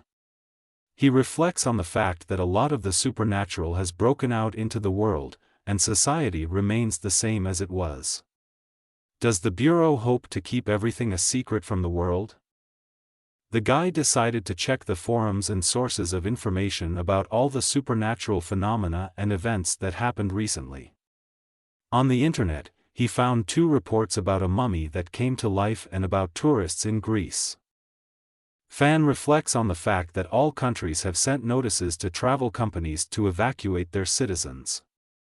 Members of the Bureau of Emergency Investigations were included in the number of groups that were supposed to deal with this. The boy's head hurt from thinking. It became difficult for him that important information about everything related to the paranormal penetrated to ordinary people in bits and pieces, and nothing could be done about it. The boy's phone received a message from the company in which the boy ordered a manuscript on martial arts. The seller decided to clarify whether the boy really needs this tract, because people are afraid to read such things. As Fan entered the room, he received another message. It said that the Tongjiang Bridge had resumed its operation. Did this mean that traffic would resume on it again and the area was cleansed of evil? The young man decided to take a taxi to the bridge, investigate the situation and gather Qi energy. He saw that cars were moving on the bridge and everything seemed to be safe. It seemed that there was no explosion or tragic events at all. The young man thought about the mystical events within the city, about the king of the undead, who had recently been released and whose fate was unknown. The boy thought about what was happening in the villages that were outside the city and civilization. Following this, Fan remembered a report on the internet, a resource that in a village that was spread high in the mountains, on the night of the appearance of the blood moon, a dead bride was found in a coffin in the middle of the forest. The guy asked the taxi driver to stop. Fan was walking along the road. He thought that danger and opportunity go hand in hand. He thought about going to the mountain village where the dead bride was. The boy's rich friend wrote to him that something extraordinary had happened high in the mountains, and now he would be given location data. A friend asked to check the area for something unusual. The guy continued to read the message. He was asked to check the area before the film crew arrived there to prepare the show. Fan thought about the fact that he would have to drive for a very long time to his destination. The boy put his hands behind his head. He looked carefully and talked about his family. All men in the family were called on. The young man wondered if his family was considered strange. He tells how he found a book without a cover. Since there was no cover on the book, it was not possible to find out its name either. Then the boy was interesting and playful. He decided to flip through the book and read it completely. It was about feng shui. And precisely because of this, the next year and a half was haunted by misfortune and a huge number of life-threatening situations. Then he wondered if he was the victim of dark magic or some kind of curse. The first horror that happened to the boy was a curse from Southeast Asia. It was the most dangerous situation in life, which almost ended with the boy's death twice. And it all started with a student at the university. The girl is sitting on a bench. She is holding the phone in the rivers. There she writes about the events of a girl who went on vacation and returned with a tattoo of a mysterious talisman, which was partially visible. The girl is sitting on a bench at the table. Near her are books and sheets of paper. The girl screeched something on the paper. She was completely focused and carefully drawing out the inscriptions. She thought about the fact that several days had passed, and no movement was visible. Her thoughts were absorbed by only one thing: was her opinion correct and did everything she planned to do make sense? Fan walked through the night city. The boy's hands were in his pockets. The walk was carefree. He thought about how it had been a few days since he had seen Boss Tang. A thread of gray chi energy stretched to the cover behind his back, which contained a mysterious scroll written on human skin. The boy was surprised by this, because he did not expect to find energy in such a place. A girl was sitting in a large office space. She was late at work, and she was alone in this dark, large room. Only the computer monitor at which the girl was sitting lit up. The girl's attention was drawn by the sound of footsteps outside the door leading into the corridor. The door was open and the darkness of the corridor was looking at the girl. Goosebumps ran over the girl's body from fear. There was silence. The girl ran into the corridor in fright. It was dark there. She thought that she should calm her imagination. And I probably shouldn't have agreed to work the night shift when she's so scary. The girl's nerves could not stand it. She stood up abruptly and hit the keyboard. The girl could not bear the feeling that evil icy eyes were watching her from the corridor, and a sense of horror rolled over the young lady. The girl was looking at the door, behind which footsteps could be heard quickly receding. The girl raised her hand up, clenched her little fist and threatened Du Feeful not to frighten her. The girl moved away from the workplace to the door leading to the corridor. She asked if those were the guards patrolling the building, walking around the office. She repeated the question. The answer was silence.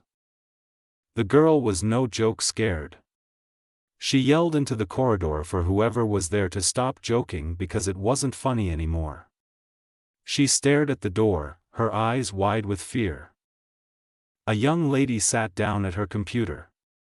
She covered her head with her hands. There are still 5 minutes left until the end of the shift, so nothing terrible should happen.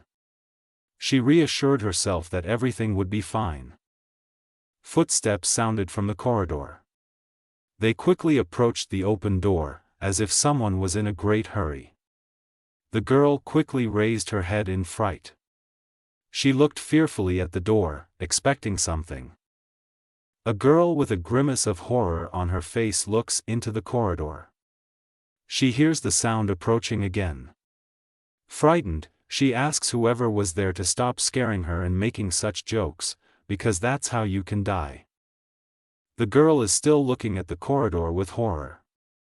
The sounds of footsteps disappeared, then came closer again.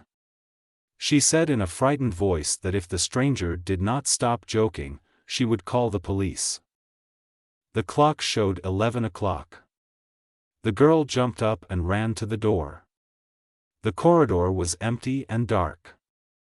The girl said that it's enough to play this stupid joke, it's not funny at all. It was quiet in the corridor. Even too quiet.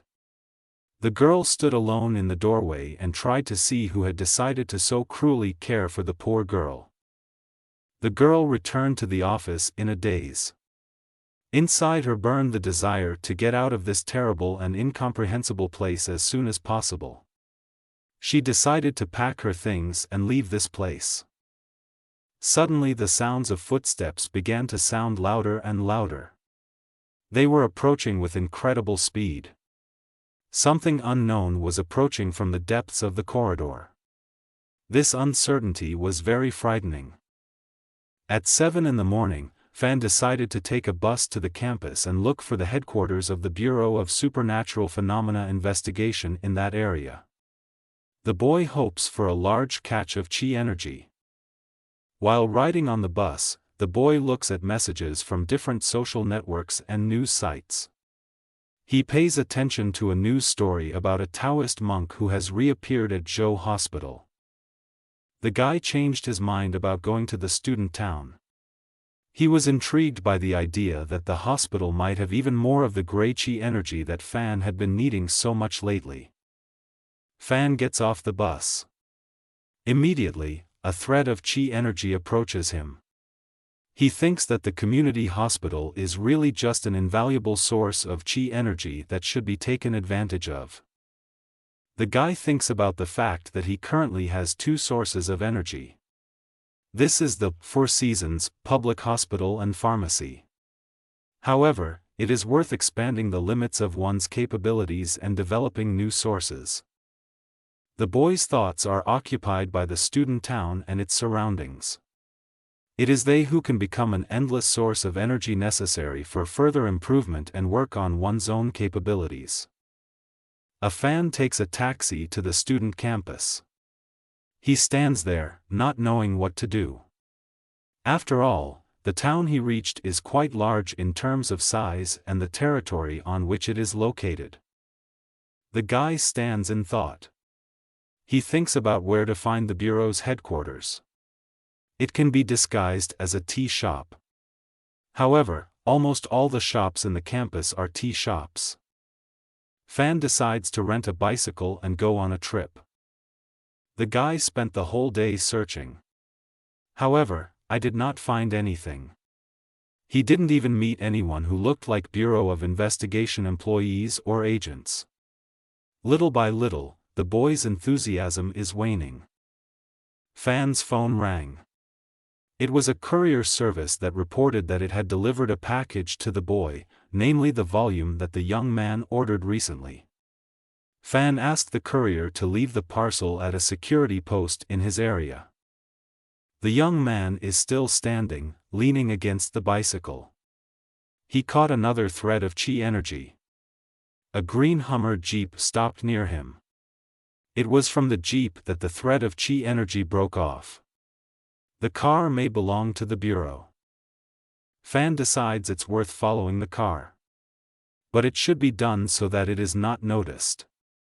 And that is why you need to keep a distance from the car so as not to arouse suspicion about your person. A young man is standing with a bicycle in the middle of a wide street. There are many people walking around. The car that the young man was following is not visible. The boy sees a sign that says University of Electronic Science and Technology of China. Fan thinks that one should not lose heart, because this is only the beginning. You should just remember the area near which he lost sight of the Bureau car, and next time be more careful and take your time. The guy thought. He thinks about the fact that his friend's mother works as a professor at a school attached to the university. And through it you can get to the middle, or just talk and find out information. Fan raises his hand to the mountain. He believes that the day did not pass in vain. You should just wait, and at the same time learn the techniques from the book that was delivered to him today and left at the security post in his area. Fan throws the 4 volumes he recently bought onto the table. He thinks about the fact that now he will learn new techniques, and what is even better, improve them and already acquired earlier. Defense and attack are the main things in the fight against demons. The boy looks with delight at the manuscripts and books he ordered. He is impressed by the number of new techniques that are given there. However, this does not last long. He finds the yang energy control technique incomplete. Fan picks up a secret scroll. He thinks that if the technique is not complete or there are certain errors, then the scroll should not work and react to incorrect technique, as it happened before. The scroll lit up with mana light. 2 glowing runes disappeared from it. The boy understands that last time 2 runes had to be used in order to learn the technique of the gypsy master. Fan decides to try out a new technique that has been mastered and perfected only by No. He takes out a scroll and activates chi energy. A silhouette of a huge monkey standing on 2 legs appears in front of the boy.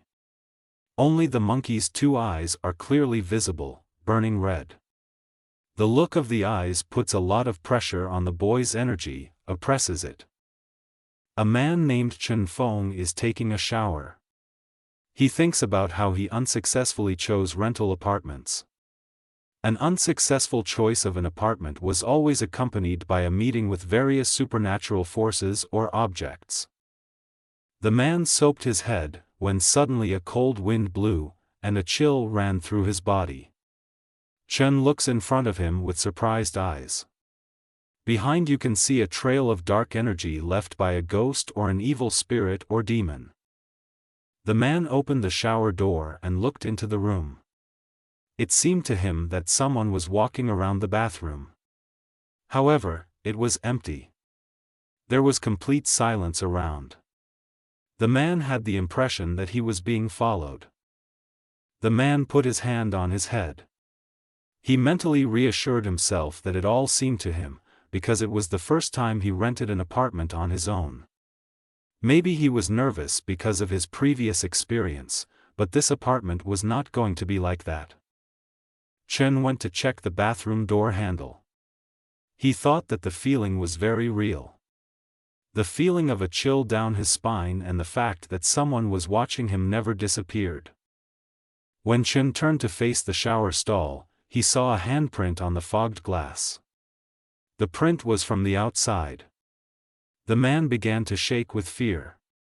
The mark was as if it had been left on purpose. The man looks bewildered. He was frightened by the idea or the thought that he could bathe, and someone he didn't know was wandering around his apartment and spying on him. What else could the stranger's intentions have been, if any? A man in a dressing gown approached the spread bed. He thought about the fact that no one would follow a person like him. Chen was just very tired, he was hallucinating, and he needed to lie down to rest. Chen was scared. He could not move any part of his body. He was worried about what could have happened to him, what caused the paralysis or whatever it was. The man's body was lying on the bed, arms and legs spread wide. They were pressured by the dark energy of an evil spirit that appeared in the husband's apartment and tried to take away the vital energy or even the husband's life itself. A girl on a bench is concentrating on reading a chat message about a man in an apartment being attacked by a ghost and immobilized. She wrote down all the extraordinary cases that she read about in the news or other sources. There is a coffin in the middle of the room. A woman's body lies in the coffin. A man is standing by the coffin. This is the undertaker. Now they are popularly called connectors. The reason for this is that they embalm the body and prepare it for the final journey. Before, you could often find a human body. It could have been torn or chopped as a result of the punishment. Or simply a person died in a certain place and could not be found. Thus, connectors appeared later. They had to bring the human body to the desired shape before burial.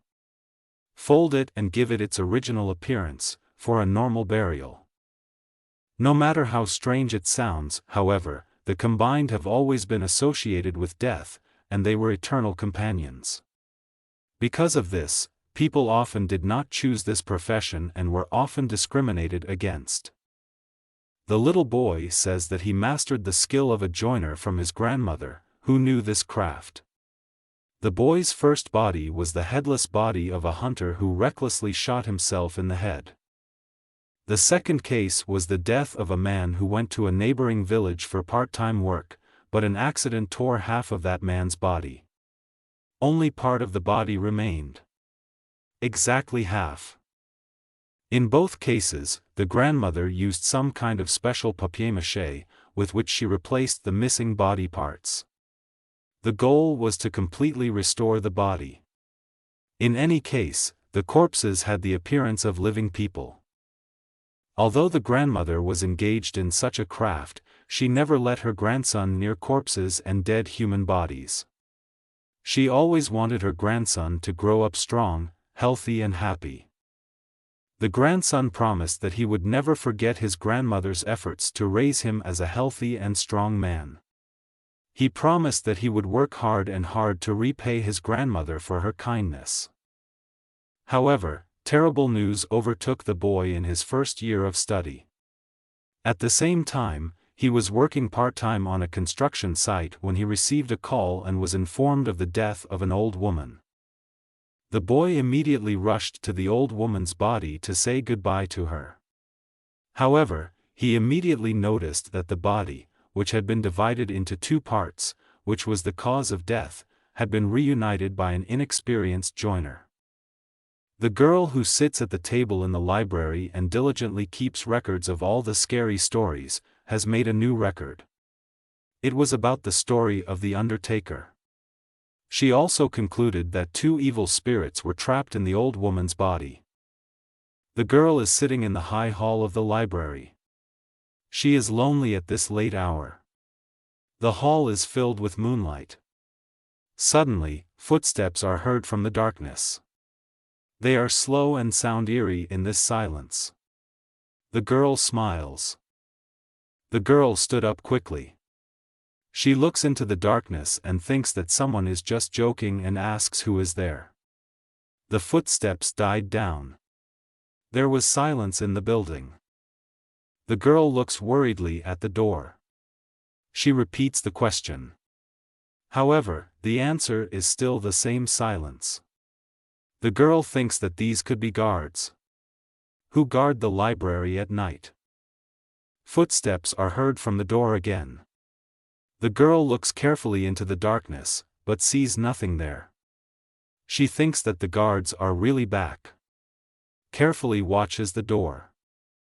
The sounds come from the door and move to the bookcases, between which darkness reigns. The girl stands calmly and stares into the darkness near the bookcases. The sound of footsteps approaching. The sound comes from the entrance. The girl looks in that direction. She is holding the phone in her hand behind her back. She pressed the button and sent a message that a ghost or a monster had appeared. The girl stands in complete darkness. She thinks that she has sent a message to the team that has to react quickly. The girl faced a priority goal, for which the operation was started. The team will need some time to respond to the challenge. The girl decides to find a goal. She followed the sound of footsteps, but found no one there. She thinks about the fact that the frontal attack failed. The girl understood that she should continue to behave like a victim and lure demons or evil spirits to her. A loudspeaker announced that the library was closing and that those present were being asked to leave the hall. The girl collected all her notes in a folder and went to the exit of the room. She made a mental note to herself that she really wanted to see a demon or ghost attack. She was disappointed by the failure of the ambush plan. The girl turned and walked down the dark corridor to the exit. She thought about the fact that she was nervous, and against this background, she began to learn all kinds of things. It is worth going home, taking a shower and resting from nervous tension. The girl is sitting behind the wheel. She turned and looks out the back window. In her mind, she thinks that she tried not to drive fast enough, but she is not sure that the attacker managed to follow her. The girl, who turned out to be an undercover police officer, went up to her floor. She looks at her neighbors' doors and thinks about whether her special operation will harm the lives of her neighbors and acquaintances. She resolutely walked down the corridor, remembering that in no case was there any information that relatives or people close to the victims were injured. So, in case of any incident, everything should be fine with the neighbors, and everyone will remain alive and healthy. The policewoman opened the door to the room. It was very dark in the house. Light penetrated only through the open door, from the corridor. In the background of the door is the figure of a girl looking into her home. The policewoman entered the room. She turned on the light and looked around. She did not see any traces of penetration into the room, so she calmed down a little and decided to relax and take a bath. The girl thinks that her plan failed. Although the feeling that someone was following and watching her did not disappear. That is, everything was done correctly. The feeling of some kind of fear and cold that runs through the back has not disappeared. The policewoman sat down on the couch. She thought that all the conditions were met, but the killer for some reason did not show himself. The girl closed the door to her apartment and sat down to wait. Once the killer saw her, he couldn't get off the hook. Suddenly the girl heard footsteps. The sound came from the next room. She nervously looked there. The policewoman immediately found the phone in a panic and sent a message to her team. The girl was afraid. After sending the message, the policewoman decided to use a camera that was installed in the room specifically to track the movements of a potential killer or serial maniac. She clicked on the camera icon. The screen of the phone was interrupted. The sounds of footsteps came closer and closer. She understood that someone was in the next room. The girl was waiting for the camera to show the night guest. An image flickered on the screen. There was a very scary ghost on him. She looked like a clown with a painted face and painted red cheeks. The ghost was laughing and looking directly into the camera. Fan walked through the corridor. He heard the presence of an otherworldly guest. The boy was surprised, because the energy could be felt through the door of the next room. He was surprised that someone would choose to play with ghosts. Suddenly, the boy guessed that the emanation of dark energy could be felt from behind the door of the apartment where the policewoman Wei was. The boy realized that the officer was now in a very dangerous situation. The decision came by itself. After a few punches with a fist filled with chi energy, the door flew off its hinges and shattered into pieces. It was partly wrong, because it could qualify as breaking and entering into a dwelling. The boy, who jumped into the room, saw how a ghost, similar to a dark silhouette of demonic energy, was dragging the officer somewhere deep, into the darkness. It asked the girl if she wanted to die.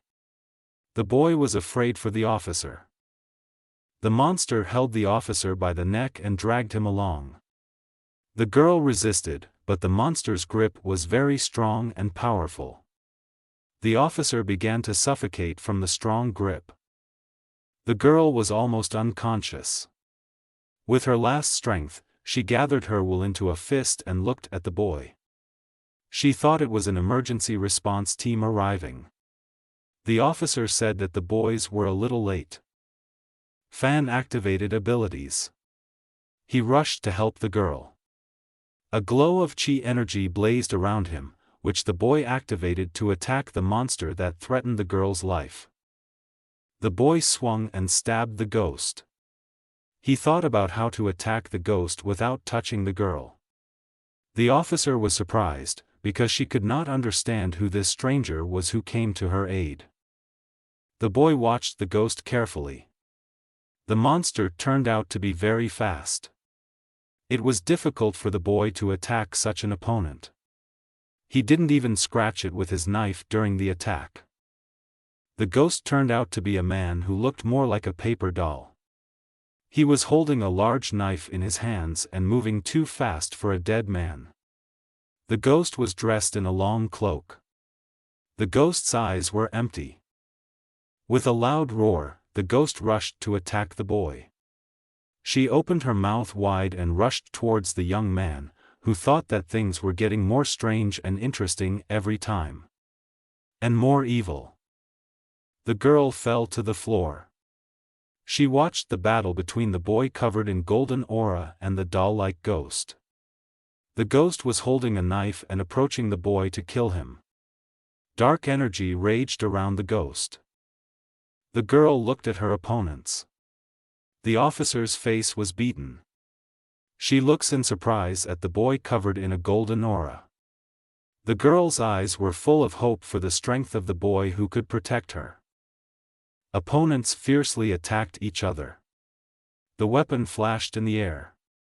The blows were lightning fast. The boy noticed that every time after a blow, his weapon was filled with new energy and became more powerful. The blades of the weapons clattered against each other. The attacks became more and more rapid.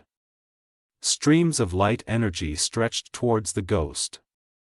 The ghost began to defend itself. He brought the knife close to his face and held it like that. The energies of the opponents raged in the air. The apparition stood enveloped in dark swirls of energy. The boy attacked again and again. The number of blows was approaching 15. The boy was surprised. After another series of blows, the ghost began to run away. He ran away from the boy and disappeared into the next room. Fan was very surprised and a little scared that the ghost could withstand so many magic weapon attacks. The boy rushed to chase the ghost that had fled the battlefield. Bright chi energy filled the rooms of the residence. The young man shouted after the fugitive that he would not be able to hide in the dark and he abandoned his plan. The boy overturned the table with a powerful blow, under which the ghost hid in the darkness. The trail of the ghost crept across the room. He was afraid of Fan. The young man began to chase the ghost across the room. With another blow, the boy cut the sofa in half, behind which the ghost hoped to find peace and escape from a dangerous enemy. The boy wondered how long his opponent would last. The house was seriously damaged. A fire started. A fan with a knife in his hand is standing by the door behind which the ghost disappeared. The young man saw the body of the officer girl lying on the floor. He decided to help her instead of chasing her. Fan took the policewoman in his arms. He tries to carry her out of the room. In addition, the boy understands that his vital energy is spent along with water and blood due to the high temperature in the room. As the boy held the girl in his arms, a stream of dark energy whistled out of the dark corner. The boy looked up at the source of danger in surprise and confusion, but his hands were busy. The ghost jumped up behind the boy and attacked him with a knife in the back. Fan carried the girl in his arms. The ghost's attack was taken over by a magical aura and a shield that had been perfected through long training. The shield cracked. The boy carries the girl in his arms out of the burning room. He looks behind him, where he is attacked by a ghost with a knife in his hands. Fan realizes that he survived the attack only because the armor took the brunt of it. A boy with a girl in his arms ran out of the room. Dark energy raged behind the boy. Fan thought that this ghost was much stronger than the boy's previous opponents that he had destroyed. The apparition stared with red eyes from the crumbling roof of the building at the boy who was quickly carrying the officer away from the battlefield. The ghost laughed loudly after him. He mocked the boy and his cowardly escape. Fan carries the girl. He tells the ghost that he will save the officer and return so the ghost won't act so cocky. You just have to wait a little, and their fight will continue. Fan carefully placed the body of the officer in the middle of the corridor. He was worried that the policewoman would not be hurt. The boy's thoughts returned to the fight with the ghost, and he was determined to finish it seriously right now. Fan was sitting over the body of the policewoman. He examined the girl's body for serious wounds. The boy was so engrossed that he did not notice how a ghost appeared behind him and extended his hand to the boy. A rattle was heard. The aura around the boy pulsed with a golden glow. The ghost bumped into a golden immune shield designed to give passive protection against the enemy. The ghost is destroyed. Fan activated a super ability. A golden aura enveloped the boy's fist. The weapon caught fire. The 9 yangs of ethereal chi have done their work. The apparition stared dazedly at the flaming blade master who was his opponent. The boy holds a blade in his hands, the blade of which is burning with fire. He thought that now he would have the opportunity to fully reveal his power and not fear for the girl's life and that she might suffer. The ghost is sitting on the floor, which is covered with cracks. He raised his head and watched as a boy approached him with a flaming blade drawn to strike. Fan screams loudly for the ghost to die and go away. There were many police cars in the yard. Flashing lights and flashing beacons lit up the night. The police officers gathered and listened to the instructions of their superior regarding the further operation to rescue their colleague. The policewoman woke up on the couch. She holds her head, which hurts a lot. The plaid slipped off her. It is difficult for the officer to understand where she is. She raises her head and looks at the 2 men in uniform standing in the middle of the room. The room is broken. Pieces of walls lie directly on the floor. The view from the rooms is as if there was a real massacre here. The officer sat down on the couch. She supports her head. Around the ruins. The girl cannot understand what happened and where she is. Her gaze is inhibited. The headache does not go away. The girl looks surprised at the policeman and at the ruins around her. The room was completely destroyed. Soot and smoke rose from the ruins. The men stood in front of the officer and waited for her to say. The girl tried to remember who the stranger was who came to her aid. Unfortunately, the glow around the man or boy was too bright and the officer could not make out his face and in general. The policewoman looked at the sofa. She realized that the stranger had placed her on the sofa and then dealt with the mysterious assailant. In addition, the stranger took her out, put her on the couch and covered her with a blanket. The girl looks at the policeman. She asks the men what happened here and what was going on. The man replies that when they arrived at the place, the apartment was already in ruins. The woman was already unconscious. Men stare at women. They ask if the woman's plan to catch the attacker was successful and why she didn't warn.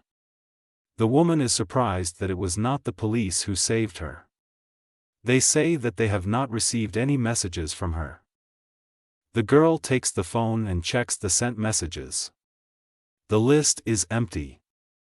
The girl is faced with the question of what is happening here and who is the mysterious stranger who saved her last night.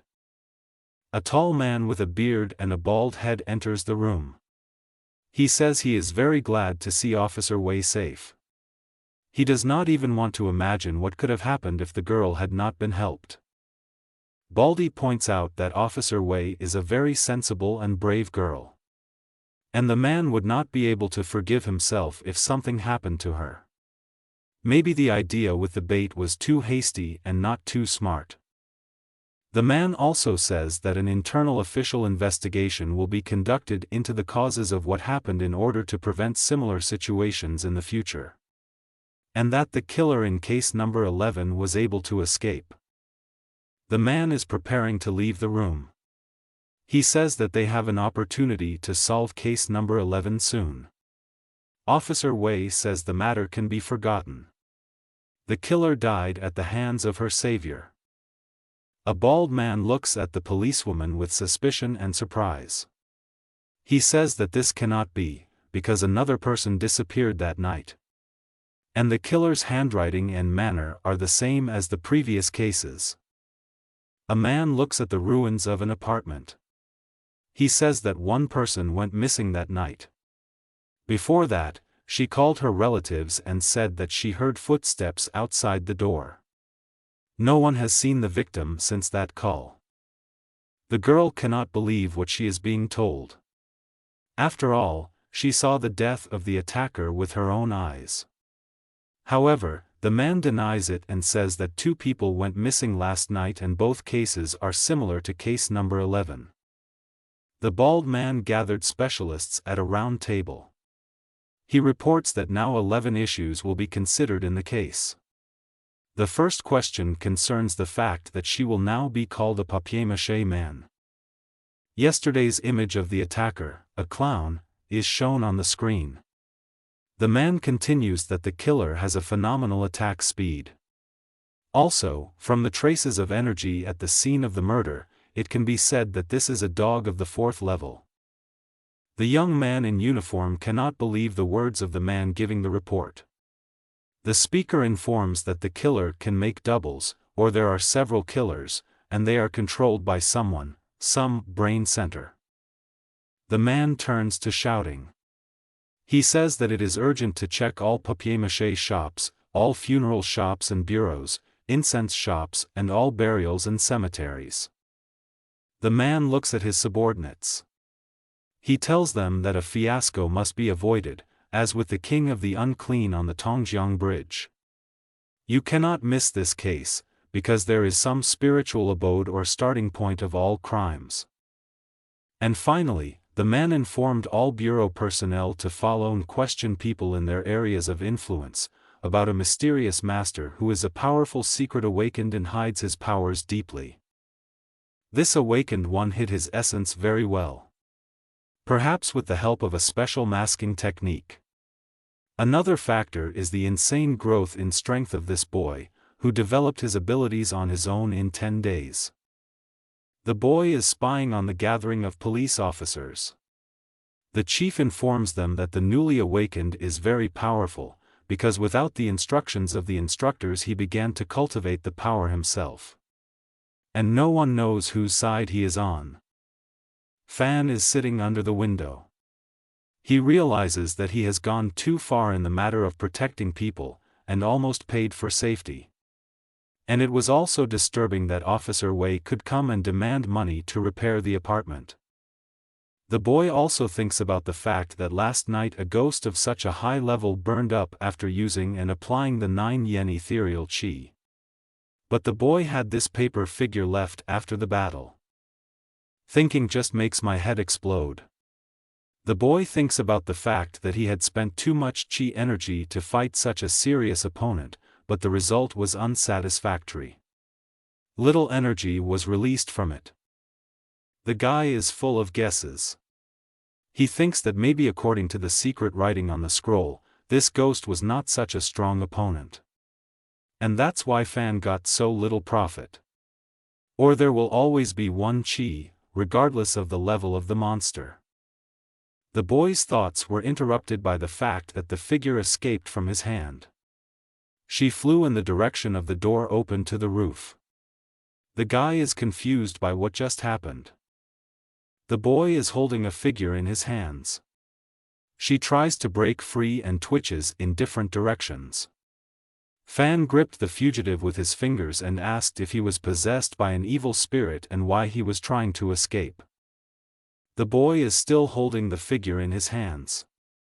The figurine glows with a purple glow. He thinks that he reacted in time. He is interested in the question of where such a sharp fluctuation of energy that wanted to be released came from. The guy got an idea. He closed the door and let the doll go. Fan wanted to see where the possessed ghost figure would run. The corridor of a house in the district of the bright and beautiful Peach Garden of Zhou City. In the night corridor, which is lit only by the moonlight that penetrates through the windows, you can hear footsteps on high heels. A young woman is shaking with fear. She tries with hands that are shaking with terror to insert the key and open the door. She is frightened by footsteps in the corridor, which are heard in the corridor. She realizes that someone is following her. Hands are shaking. Fingers convulsively squeeze the keys that will not fit into the keyhole. The woman is thinking about how to get into the room as quickly as possible and avoid meeting the unknown. The light in the corridor flickers. This scares the poor woman even more. She trembles all over from the horror that binds her with icy paws. The lock in the door does not work. The woman starts to panic. The woman managed to jump to her room. She locked the door from the inside and sat down on the sofa. Very tired from the nervous tension she had to endure in the corridor, she grabbed her head. She threw the bag on the couch next to her. The doorknob shook. The woman opened her eyes and looked at the door. She heard footsteps outside the door. She felt her heart begin to beat chaotically in her chest. She has faced these steps before, it is not the first time they have haunted her. The room was filled with emanations of evil dark energy.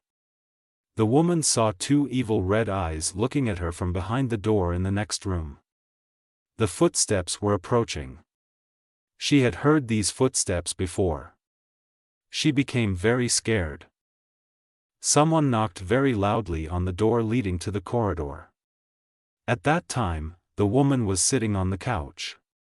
Tentacles of dark energy entangled her. She could not move. She also could not shout or answer the knock, her mouth was closed. Fan, lurking behind the door, took hold of his chin. He thought about the fact that the courier trick he wanted to try probably wouldn't work. The boy felt an emanation of dark energy from behind the door. Fan was knocking on the door. He called himself a domestic service worker, who had a quarrel with his downstairs neighbors. They said the faucet in the apartment above them was leaking and water was dripping from the ceiling. The ghost drags the woman into the next room. Fan broke into the apartment. He said that the ghost should have played along with him, not just try to steal the poor frightened girl. The boy activated his superpowers to break into the living room. The room the boy flew into was full of emanations of dark energy, characteristic of ghosts or evil spirits. The boy saw that the ghost had already grabbed the girl's body. Fan said that the woman had let the girl go. Behind the door, Fan saw the burning eyes of the demon and the girl, who had already been completely dragged by the vile creature into another room. The guy, confused by the situation, ordered the ghost to let the girl go. Fan attacks the ghost with a blade that burns with flame. Ghost clearly lost the initiative in this battle. She looks at the person who dared to challenge her. The boy is fiercely attacking the ghost. The ghost starts to run away in fright. The boy asks who the ghost was, the monster that Fan chased away last night. They are somewhat similar, because the ghost he beat and banished also tried to give a scratch. Fan grabs a ghost. The boy brings the blade in for a blow, the other hand holds the ghost tightly. He says that the ghost has become very insolent, comes and runs away whenever it wants. The young man asks if the ghost can't see the blade in his hands.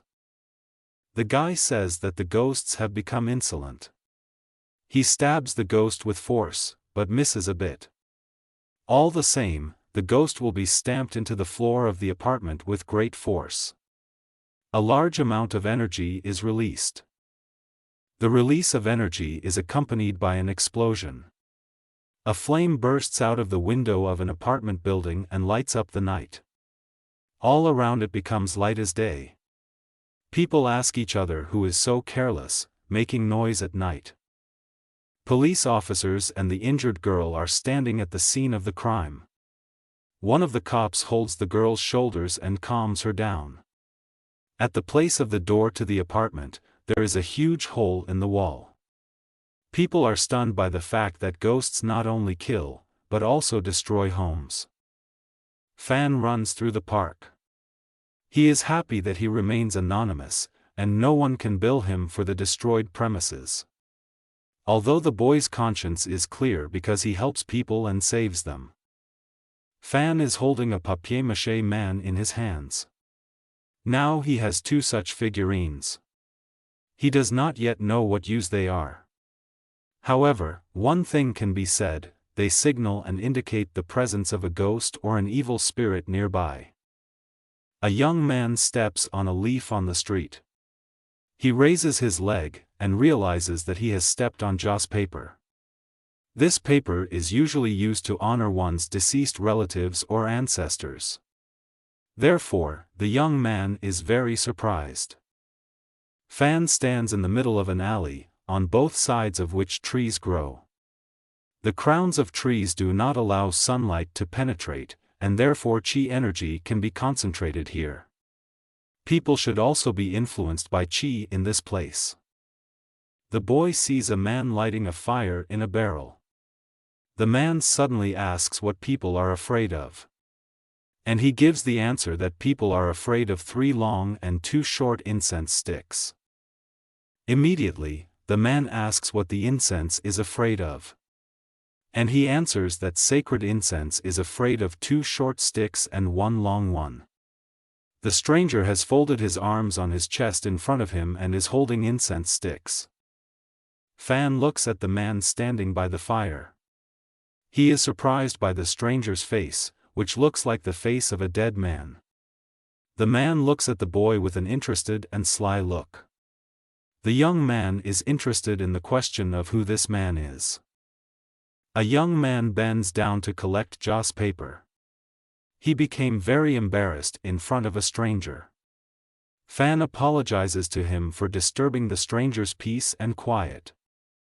The man's face is illuminated by flames. The stranger smiles mysteriously. He carefully watches the boy picking up the jossu paper lying everywhere on the ground and bows to the man. While the young man collects the paper, the man kneels in front of the hearth. He holds something in his hands and throws it into the fire. In his hands, the man is holding incense sticks, over which he is leaning. The young man stopped. He sniffs. His nostrils catch a pungent smell. The guy recognizes him quite easily. It smells like a rotting corpse and wet earth. This smell accompanies ghosts or evil spirits or other undead. Fan looks at the man burning the fire from a distance. It seems to the boy that the bad smell of the corpse is coming from the man. He is slowly getting closer to the mysterious stranger, because he may pose a threat. Suddenly the young man realizes that it is not the smell of a dead man. It is the smell of dead chi energy. He stops. Streams of dark energy burst out of the fire that the man was burning and filled the entire street. The young man looks at the man who is bent over the hearth. Among all the energy of dead chi there is a small cell of living yang. The dark energy receded in front of the man and the fire near him. The boy was standing behind the man who was concentrating on burning something in the fire. He wondered if it was a living person with the appearance and mannerisms of a dead person, or a dead person who wanted to be like a living person. The stranger held a glass in his hand. He turned to the man by the fire. He talked about Mr. Fu pretending to be dead again and scaring ordinary people in the middle of the night. This voice seemed familiar to the boy. He turned and looked into the room, which was illuminated by the light from the hearth. The voice was familiar, and it sparked interest. Butcher Zhang from the market was sitting in the room. It was he who once gave Fan the knife with which people were killed, and with which the boy now fought against evil forces. The butcher sat calmly and drank. Fan was surprised. I wondered what the butcher was doing in such a place at night. Meanwhile, the butcher was pouring himself a bottle. He asked the boy how to kill ghosts and demons with his knife. The boy did not expect such a question. He didn't know what to say. Fan was afraid that the butcher had seen something. The boy wanted to find an answer so that it would not be too lying, but also not reveal everything. The man moves away from the hearth. He turns to Fan and asks if he is really a friend of Butcher Zhang. If this is the case, then the guy can safely enter the premises and join the band. After this too short conversation, the man went deep into the room. He left the boy and the butcher alone. Fan thought that one should smile and behave politely in order to avoid various troubles. Fan sits with Zhang at the table. The butcher pours something from a bottle into glasses. They discuss the knife Fan uses to fight evil. The young man says that the knife fulfills its function, but it is too short and it is difficult to cause damage. Fan holds a glass in his hands. He thinks about the fact that it is worth drinking a little now to maintain conversations. Moreover, according to the boy, this way Zhang will treat him more loyally. Zhang stares intently at the boy who has just drunk a full glass of alcohol. The guy had a good drink. His face turned red. Zhang asks if Fan can feel the alcohol and heat all over his body. Fan looks at the store with interest. It is a long room with shelves on both sides. The store has a lot of goods of a ritual nature and purpose. Looks like a funeral home. But there were no papier-mâché men here. Fan asks the butcher what kind of shop it is. Looks like an ordinary store. The only colorful thing here is Mr. Fu. The boy is interested in where Mr. Fu came from and the dead man's energy on his body. Zhang suggests that the boy walk around the store and ask Mr. Fu himself about everything that interests the boy. The young man is interested in the question of why Zhang is so mysterious and speaks so strangely, because everyone here is a man who has nothing to hide. Fan follows the butcher, who leads him inside to show him around the shop and find Mr. Fu, who will answer all of Fan's questions. The guy thinks about the aura of mystery around the butcher. Zhang leads the boy into a dark room. It is dark in it, but it is possible to see 3 coffins with corpses inside. Fan is confused. Mr. Fu is walking around the room near the corpses. For a man and a butcher, it's a normal atmosphere, apparently. The guy is scared and surprised. He thinks about who this butcher and Mr. Fu are. And that in this strange man's shop they make 3 coffins with dead people inside. And why are they here, for what purpose? Zhang is standing next to the boy. He says that the butcher and Mr. Fu offer to go with them in the evening to a very noisy place that they want to check out. The companions think that something dangerous may be hiding in that place. Mr. Fu stands over a corpse lying in a coffin. The man bent over the dead man. In Mr. Fu's hands is a brush. He paints scars on the face of a woman lying in a coffin. The whole face of the dead girl is covered with scars that look like scars. Fan helped the butcher and Mr. Fu, who owned the shop, put the lids on the coffins. He stands and wipes the sweat from his face. The boy felt calmer when the corpses were closed inside the coffins. Mr. Fu comes down the stairs. In his hands he holds a lantern burning with green light. Fan wonders what is in the shop owner's hands. The butcher Zhang stands under the wall and asks which divining stick the man used this time. A man with a green lantern slowly descends the stairs. He says that he must lead a charitable and righteous life so that no evil spirit dares to disturb him or follow him into the world of the living. Fan decided to join the band. He thinks about how to understand the context of the conversation between Mr. Fu and the butcher. With arms outstretched, the boy approaches and talks nonsense about the stars and the candle. The men look at him in surprise. Fan looks at the green lantern. An unusual aura spreads from the lantern, and the boy wonders what the purpose of this thing is. The green light seems to be enveloped by the dark energy that rages in the room.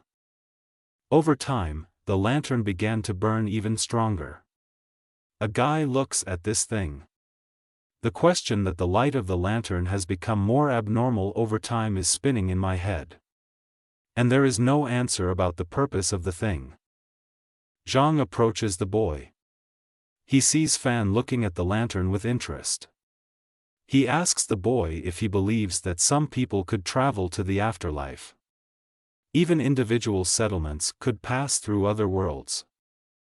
The butcher continues to tell that such legends have been around since ancient times. There, the souls of relatives could descend to relatives, talk with them, tell about the affairs of the living, about their pain and sorrow. Usually such people were mediums from temples. Fan says that it was just a rumor and there is no way it could be true. Zhang replies that these were partly ancient feudal superstitions, but there is some truth in them. Although the ancients liked to mix truth and fiction about spirits. The boy was about to go home, when suddenly the butcher told him to come back in the evening, and then the three of them would go on an unusual journey. Fan will finally get to know the world of the dead and see it. A small blue lightning appeared inside the lantern during the conversation. The light became even brighter. Zhang said that this lantern is for traveling to the afterlife. He must lead people through the underworld and drive away spirits. Fan looks at the interlocutor in surprise. The guy guesses that the fuel for such a lantern is corpse oil. It is extracted from the chin of a dead pregnant woman, and melted from the fat of the chin with the help of a candle. Mr. Fu approaches the boys. He says that when the boy sees someone else who carries a lantern that guides souls to the world of the dead, then to immediately kill the scoundrel. If he can't, then let him call Mr. Fu. Zhang explains that Mr. Fu comes from a very orthodox family. And the lantern is a family heirloom, which was created from the last breath of a dead person who suppressed resentment. And a man can use his last breath to wander among the dead. The butcher asks the boy if he knows how the girls lying in the coffins in the basement died. The first of the girls died from the terrible scene she saw, the second scratched her face, the third was stuffed with hair from the inside. All the girls were united by the fact that they played a psychic game called Mirror Spirit. They fell victim to a dark mirror spirit that took their lives. However, 4 girls were to play that evening. Mr. Fu plans to enter the world of the dead to find the soul of the 4th girl. And it must be done before she dies. After all, the body of this girl was not found. She mysteriously disappeared. The lantern drew the boy's attention to him again. Zhang went on to say that Mr. Fu was going to use the last breaths of the girls in the basement to light the lantern for his unusual journey. The man approaches Fan. He tells the boy that it is time to go. The lantern must indicate the place where the mirror spirit hides, which hid the soul of the 4th girl. Fan holds the butcher's shoulders. They are standing in front of an ordinary door. A bright green light from a lantern falls on the men. A hand holding a key opens the door. The sound of a lock is heard. Fan feels that from the moment the key was turned and the lock opened, the air temperature began to drop. The sound of the door opening became even more audible. They opened with the sound of a gate. The lantern began to glow even brighter. The men stand before him. Emanations of energy become more and more sensual. Fan asks what is behind this door and why he feels so strange. Mr. Fu, who leads the procession, turns the key in the keyhole. From behind the door sounds are heard, as if gears are scrolling there. The Fan is surprised, because the door looks ordinary and is made of wood. Zhang tells the boy not to be too scared, because what he sees behind the door may make the boy feel strange. And therefore, if he is very afraid, he can close his eyes or scream. The door opened and energy was released. The boy's perception of the world has changed a lot. He began to feel some weakness in his body. A feeling of fear rolled over. He wanted to close his eyes and do monkey meditation. The boy found himself in a strange place. A mist and an inexplicable energy swirled around him. He was looking for some help. From the fog came the voice of a friend who told the boy not to be nervous and not to make any sound. The fog was slowly dissipating. Fan noticed the figures of Mr. Fu and Zhang in front of him. In the young man's head, questions were raging about what kind of place this was and how they ended up on the boat. The boat was heading through the fog. A fog swirled around the boat. The green lantern seemed to push the fog away from the boat as it moved slowly through the thick fog. There was really dead silence around. The travelers stood in the center of their ship. Fan stared at the wall of fog that completely blocked his view. The feeling in the boy was as if he was walking through the cemetery in complete solitude, in complete darkness, which could not see anything at all. But the silence was frightening. Strange sounds can be heard from the fog. The boy thought about the sound of tearing apart a human body. Then the bones, still covered in blood and flesh, rub against each other. From this sound, the boy began to shake and shake a little. And although there were some strange incidents along the way, in general the trip was uneventful and quite peaceful.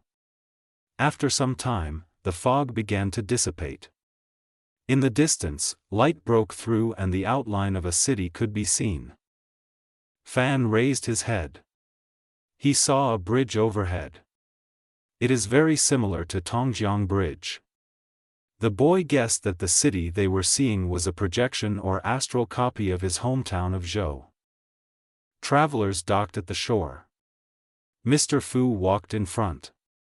He lit the way through this dead and too quiet city. The boys followed him. Everything around was gray, and the waters of the river were dead and as if motionless. The boy followed his friends through the city. He saw a dead gray city. He wanted to ask a lot of questions, but being in such a scary place, this desire fell away. The guy was afraid of rank. Mr. Fu and the boys were walking through the dead city. There was no one on the streets. There was dead silence around. No movement anywhere. Only a lantern illuminated the dark gray landscape of the city. The atmosphere was oppressive and frightening. It seemed that there was no one in this place, except for 3 travelers. The lantern shone brightly. Mr. Fu and Zhang walked in silence. They didn't say a word as the 3 crossed the threshold of the secret door. Fan walked the streets of the dead city. He looked around the gray streets. The color of the walls of the houses resembled eggshells. The boy was interested in what happened here, and what was the name of this place. Fan was surprised that Mr. Fu and Zhang had come here to search for the 4th girl's soul or body. The man held a lantern in his hands, a green thread of light from which indicated the way. The young man was surprised at the place where they came. The destination of their journey was the morgue of Zhou Community Hospital. The young man was surprised, because there shouldn't have been anything in this place, except the corpses of people who had already died a long time ago. The men began to look into all the boxes intended for storing corpses or their remains. Fan also decided to help. Although the young man clearly did not like this activity. He opened one of the drawers. It closed with a noise. Zhang and Mr. Fu looked at the boy curiously. He must have been scared to death. The boy suddenly swam up. He thought that it was definitely not without evil spirits. He calls the men to him and points to the cell he just opened. Comrades rushed to Fan. Mr. Fu just nodded his head in understanding. After that, he and Zhang headed further down the corridor. Fan stood surprised by the behavior of his new friends. He asked if they had not come here to find the body of the missing girl. The boy went after his friends. He thought that they had just found a body, but his companions had moved on. Fan began to wonder what was really going on here, and what was the purpose of their trip. The guy ended up in the storeroom. On reflection, he did not notice it. The boy looked at his watch. It showed the same time that was at the moment of departure to the world of the dead. Why didn't the arrow move even for a minute? Fan looked at his fellow travelers. Mr. Fu went into the room. Zhang was on the phone with someone.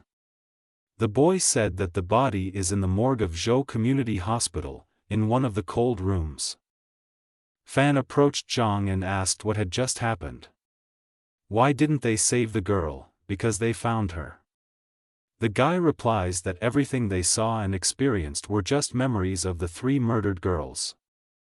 The butcher explains to the boy that everything he has heard about hell and parallel worlds are feudal superstitions. Whatever the boy saw, the Dead City and the other version of Zhou City are not parallel universes. The lantern that guides souls borrows the last breath of a dead person, and thus allows you to see through the memories of a person, even though he is already dead. The boy asks if Fan saw hair and heard strange sounds. Zhang asks the boy to remember how the girls died. One of them scratched her face with her nails. Another was stuffed with hair so much that she looked like a pregnant woman in the 9th month. And the third girl was scared to death. The butcher explains that the concept of going to the other world is actually very simple. For this, it is necessary to take the image of a dead person who leaves with his last breath. And then the lantern, charged with the energy of the dead man, follows the trail like a dog. The guy thought about the fact that such a thing as going to the underworld or the world of the dead is quite a simple thing that does not really reveal any basic worldview positions. Zhang compares the journey to the world of the dead with the help of the dead person's last breath as the work of a psychologist who penetrates the soul of a living person. And travelers use the dead man's last memory. Fan thinks this journey is more like a dream. After all, they traveled for more than 1 hour in the world of the dead, but in fact, in the real world, only a few minutes had passed since the beginning of the journey. Fan looks suspiciously at the butcher. The boy is interested in the question of who Zhang and Mr. Fu really are and where they have such knowledge from, and how long they have been traveling in other worlds. The butcher turned his back to the boy, raised his hand and went into the next room. He said that the time will come and the boy will learn about everything. Fan felt like a small child who was told by his parents that it would be better this way. At night, a car stopped suddenly near a public hospital in the city of Zhou. His wheels traveled a few more centimeters by inertia, and the car went into park. 2 men got out of the car. One of them was tall and thin. The other was a short fat man. The tall one told the dwarf to hurry. They were not to be seen near this building. The men went to the hospital's morgue. They were met by a man with a bald head. Vaisaki asked if everyone had been evacuated from the building, as stated in the order. The man with the bald head assured that everything was so. Both men entered the elevator. They told the man who met them not to be surprised by anything, and if he heard or saw anything, then he pretended that nothing of the kind happened, and it just seemed to him. Fan watched the morgue door through the window. He saw how the tall and the short walked into the building. The boy was glad to find this building. However, he was embarrassed, because the place was creepy. Fan walks through the park behind the Zhou City Hospital. He wonders who Zhang and Mr. Fu really are, and whether the boy can finish what he started. Will he have enough strength and spiritual energy? Thinking about his new acquaintances and the journey to another world, the boy did not notice how a thread of gray chi energy entered his scroll. Fan is happy about this and believes that he came to this place for a reason. The boy was struck by lightning at the sudden guess. He understood the connection between their journey to the world of the dead and the appearance of the Bureau of Investigation agents who had recently entered the morgue building. The boy clutched his head as he realized the level of irony with which life had played a joke on him. He so wanted to hide from the watchful eye of people from the Bureau, and he himself bought a weapon from one of the members of the secret organization. A car drove by the boy. It was a car belonging to the Bureau. She left, so the agents went about their business in the morgue. It was dangerous to start following the car, because there are a lot of cameras here. Fan decided to first get to the campus where he had once tracked the car from the Bureau of Investigation. It was easier and safer to start tracking there. The car sped past Fan. It went further. The guy found out that there are several residential complexes and several colleges in this area: commercial, communication, and pedagogical. He thought about the placement. A guess immediately came to mind: it is possible that the bureau is located in the premises of the university itself, or on its territory. You can't think of a better disguise. He mentioned a friend's mother who worked at the university. Fan watched the area, but did not notice anything else. The bureau car, which was supposed to pass the boy, never appeared. The young man thought it was time to go home. His tracking failed. The young man approached the door of his apartment. Instead of Officer Wei's nearby door, there was a black hole surrounded by special police tape. Fan thought that it was his fault. And he hasn't seen a policewoman for a long time. The guy covers the wine. He realizes that he lives quite close to the crime scene. He should be careful. Although he saved a person, he can easily be billed for hundreds of thousands for housing. The boy closed himself off from this world to study the scroll. He understands that a lot has already been done and improved, but it is worth getting more chi energy, because he only has 3 runes left, and this is not enough. Fan thought that it was worth focusing on training despite all the troubles and problems. He folded his legs in a lotus position. Chi energy engulfed his body, pulsing around him with fire. Fan kicks down the door. No one answered his knock and warning, so the young man naturally thought that some kind of disaster was brewing outside the door and nothing good should be expected. The young man saw how a ghost in the far corner of the apartment dragged a person into a dark room. The young man asked why Pockler was running away again, and if they had ever met before. There was only silence in response. The young man used his power and with a powerful blow sent an avalanche of fire after the fleeing ghost. The fire flew across the room, chasing the fugitive. Another strand of gray chi reached the boy. The boy returns home. He thinks about the fact that he recently beat 4 little men made of papier-mâché. For each ghost, the boy received 1 unit of chi energy. This should improve his situation. In the sky, the boy noticed figures of little men flying in his direction. He thought about the fact that he would have to spend tonight again in a fight with another papier-mâché man. Fan walked down the street and thought about his life and his pursuit of fighting demons, the dead, evil spirits, and more. He noticed a car on the other side of the street. 2 people were standing near the car. They seemed familiar. Those 2 looked like guys from the Bureau of Investigation. Fan wondered what they were doing in this place at such a late hour and why they were having so much fun. The boys were getting ready to get into the car.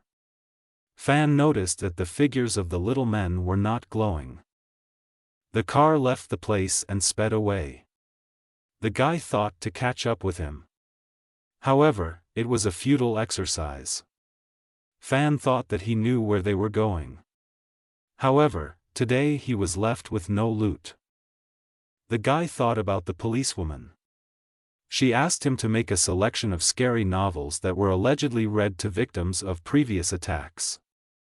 It seems that the officer read them herself and became bait for the ghost. Tears welled up in the boy's eyes as he thought about the bureau taking his loot. And now he will be left without loot. Although the bureau acted for the benefit of the people, it took away the opportunity to train. The boy was kneeling in the middle of the road. He was looking after the car that was speeding away. For the 3rd day and night, Fan had no catch because of the actions of the guys from the bureau.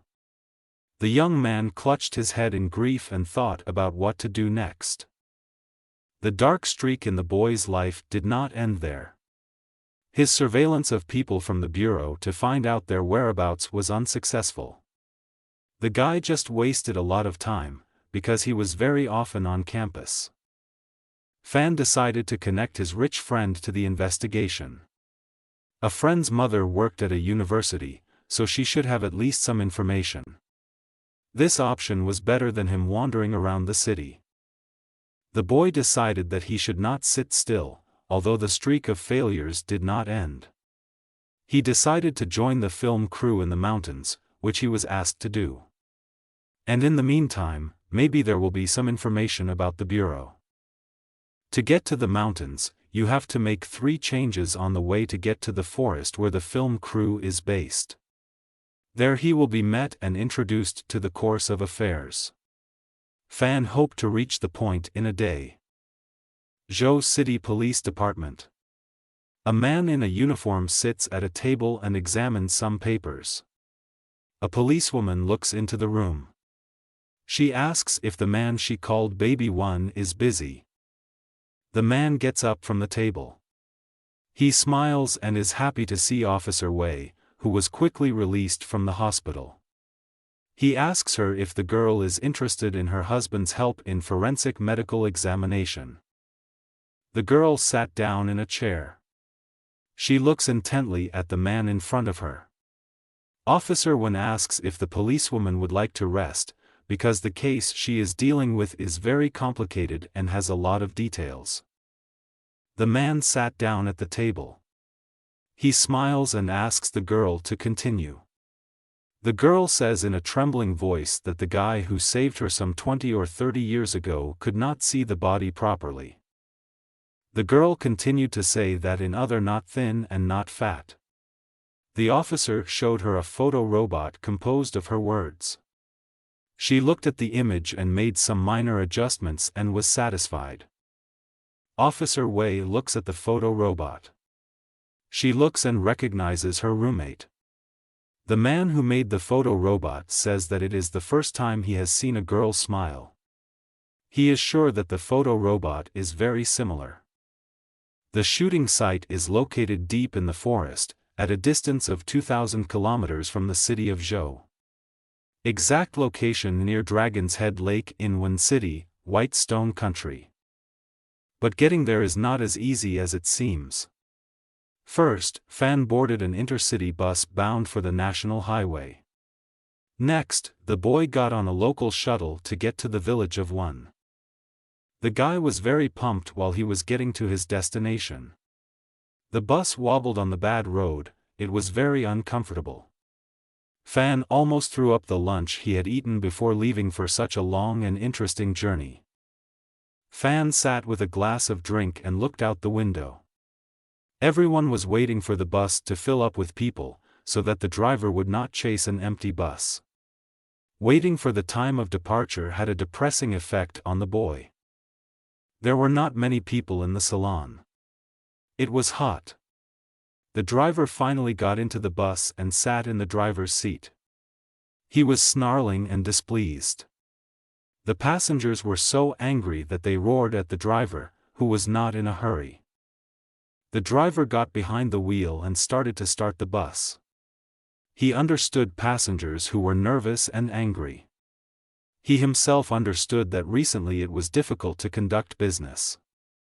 There was almost no profit. A streamer girl was sitting in front of Fan. She started a live broadcast so that all her subscribers could look with her at the beauty of the landscapes of the White Stone Country. She started talking loudly to the whole salon. Suddenly it started to rain. Water flowed in streams. Thunder struck loudly. The girl stopped broadcasting. She was very frightened by the loud sound. To Fan, the sudden onset of the thunderstorm seemed a rather suspicious phenomenon. The driver was concentrating on the road. The road was not visible due to heavy rain. The bus driver addressed the passengers and said that it would be very dangerous to continue due to bad weather. The driver said that since they are on a mountain road, they will have to drive to the nearest village to wait out the thunderstorm. After all, if they remain in place, they may suffer. They stopped in some small village. The morale of all passengers was very low. People froze, were hungry, wanted water and rest. Some people started to get angry and angry. However, it was to no avail. The bus driver ran in the direction of the village. He decided to call some of the locals to help. The man did not want any unpleasant situation or trouble to happen in the interior of his car. The driver quickly returned. He said the rain won't stop anytime soon, so he talked to the village headman and the locals are ready to provide shelter, water and heat for the travelers while the storm rages on. A girl blogger and a group of soldiers are standing in the middle of the birth hall in one of the village houses. They thank the hostess and the landlady of the yard for the hospitality and accommodation that the hostess hospitably provided for the travelers. An old man entered the hall. It was the head of the settlement. He said that it is not necessary to thank for the help given, because any normal person would do it, and there is no need for thanks or honors. Fan sat under the wall and listened to the tourists' words of gratitude. They were already going to gather funds to return and thank the residents of the village for their care, and to apologize for the discomfort and worries they had caused. However, the boy immediately alerted his ear when it came to local legends. The blogger girl was very happy about this and said that she had heard about very old legends that are passed down from generation to generation. The girl and the soldiers, gathered around the old man, asked him to tell some legends or local beliefs, because they had a lot of time and could not do anything else, so they decided to ask the old man to tell. Fan was surprised by the drastic change that happened to his fellow travelers after they drank the hot soup. Do they still have the strength left to be interested in some legends or tales? The travelers begged so hard that the old man finally couldn't stand it. He smiled and said that in their village there is a legend about rain and thunderstorms, the very one that drove the travelers to the village where they are now. The headman told a legend about the ghost of a woman who visits the village when a strong thunderstorm begins. A woman wanders the streets of the village and knocks on the doors of huts. She asks everyone if they have seen her child. It is always necessary to answer that there is a very heavy downpour outside, and perhaps the child ran high into the mountains to hide from the water that is coming and from the rain that is falling from above. Then the ghost will go away. The headman, with a serious face, warned them that under no circumstances should they answer that they had not seen the child. In this case, the woman will return and knock on the door again. But now she will bring misfortune. Then the grandfather said again that this legend has a basis. Once upon a time, there really lived a woman in the village, whose child froze to death during such a rain. Mother was beside herself with grief. She came down mad. Everyone was delighted to hear the story about a woman who suddenly disappeared, and then began to come to people's homes as a ghost in exactly the same weather as now in the yard. And under no circumstances should you talk to her. The girl was scared. The boys standing next to her asked the old man with interest if a woman would really knock on their door at midnight and ask where her child was. They were frightened and believed in this legend. Grandfather leaned over and smiled. He said that travelers have nothing to fear. This is a common legend used to scare naughty children. This woman lived 180 years ago, and there is little left of her. The mayor was forced to leave the band. He noticed that another car had arrived at the gate of the village. The man opened a large red umbrella and ran in the rain to the people who had arrived. Soon the old man returned. He brought with him about 10 new tenants who also got into an accident. The man also brought bad news. A heavy downpour triggered a landslide. The man points to a group of tourists who have just arrived. Landslides blocked the road on both sides. Movement is impossible, neighboring villages are cut off from each other. These people also asked to wait. The man went out into the crowd and asked people not to panic. He will talk to the villagers, and they will kindly agree to shelter the people affected by the bad weather. There will be no discomfort, assured the headman. As soon as things were settled, the rain stopped and dusk came. Night was falling on the village little by little. People calmed down a little and prepared to go to rest, tired of the road and troubles.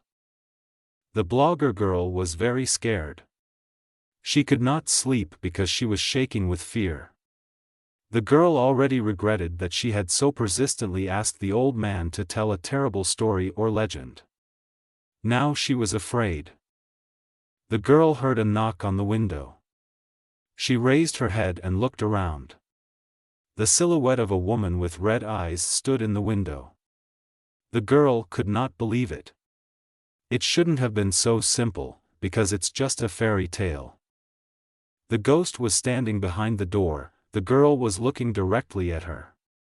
She could not believe that some woman had come so late. The ghost asked in a scary voice if the girl had seen her little child. The ghost did not go anywhere. She was just as persistently knocking at the door and asking if she had seen that little child. After all, the rain had stopped, and the girl should have seen a small child playing nearby. Fan would still sleep. He was awakened by a loud noise coming from the yard where the young man was spending the night. He opened the door and reached out. It was sunny outside. And very, very loud. Fan realized that something had happened. There was a crowd in the yard. Men and women who arrived yesterday to shelter from the weather. They shouted loudly, and no one listened properly. Everyone wanted to have their say, regardless of the others. A boy was asking a frightened young girl what she had seen last night. She grabbed her head in fright. She replies that it was terrible. She had never seen such fear in her life. The boy asked her how she answered the ghost's question. The girl said that she answered as the old man taught. She said that the rain was heavy and the child might have hid high in the mountains. The girl was trembling with fear. Two young men from another group looked at the girl and her interlocutor in surprise. They looked at each other and asked if they should have answered that way too. After all, they simply said that they did not see the child. Fan put his hand on his chin. He was surprised by the story of a mysterious woman who wandered around the village after the rain and asked everyone about her child. It reminded him of the plot of the old man's legend. People were humming in the yard. They decided that someone had picked on them. Many said it was not a funny joke. Someone said that if someone was pranking, then it is not funny, and let him admit it. A blogger girl approached the group. She had a rather tortured look. The girl asked if someone opened the door for the woman and let her into his home. Everyone was amazed by the changes in the girl's appearance and her behavior. The whole group was surprised at the girl's behavior in an unknown and foreign village. Two men and the headman of the village approached the people. All disputes were silenced. People looked at the old man. Everyone saw that he was serious. The headman seriously and even a little angrily asked who last night saw the woman who was walking around the village and knocking on doors asking about the child. He was also interested in what was answered. People stood silently. A group of men decided that not only tourists, but also local residents saw the ghost of a woman who was looking for her child. Someone asked what the locals meant when they said they had not seen a woman at night. The mayor carefully looked at the arrivals. He asked everyone to calm down. Since none of the locals recognized the woman, she belongs to the number of tourists who arrived in the village. Therefore, I asked to go to the meeting hall. People began to gather in the meeting hall. The bus driver tried to calm both sides while the headman tried to calm the situation and the panic among locals and travelers. It was necessary to find the culprit and resolve the situation. The locals looked angrily at the tourists who stopped to wait out the downpour and thunderstorm. Fan believed that no matter how hard the prank was, you shouldn't be angry with people for making a joke. One of the locals brought an old gray-haired grandfather and sat him on a wooden bench in the center of the hall. The old man looked carefully at the crowd. He said he agreed to let a group of tourists into the village and provide protection. The old man ordered to look carefully at each other. The old man asked everyone present to carefully look into each other's eyes in order to reveal the deceiver. I especially asked to look into the eyes of local residents. The old man hoped that everyone would be honest. The old man looked carefully and said that everyone should be honest before heaven and not defile any of the honest people who, out of kindness of heart, gave shelter to poor travelers. Ancestors are watching us. A group of tourists stood in the middle of a large square. All the locals looked at them carefully. Fan found this scene too wrong. So in ancient feudal times people who were condemned were mocked. It was especially hard for the women who stood in line. This is how they used to examine women who were going to be used. The girls and women from among the tourists were not against being examined and looked at. Locals carefully looked at the boy. Perhaps it was because the boy was surprised by the docility of tourists and the reluctance of local residents to help guests solve this problematic issue. The blogger girl looked carefully at the people around her. Many of them pointed out to her that she looked very much like the woman who had walked last night in her paleness. However, the majority protested, because the appearance is different. The reviews took a lot of time. The old man approached a group of local men and asked if they had completed their survey. They shook their heads. The man asked if they were sure the woman was a tourist. The men shook their heads. Then the old man leaned on a stick and reminded the men that in such a case they should apologize to these people who were unjustly accused. This is what the ancestors want. Under the watchful supervision of the old man, the local residents began to apologize to the new arrivals. They knelt down and asked to forgive their inappropriate behavior. Tourists protested, began to lift people from their knees. The outer road was completely blocked by earth and stones that came down from the mountains as a result of the landslide. The downpour destroyed all communications with the outside world.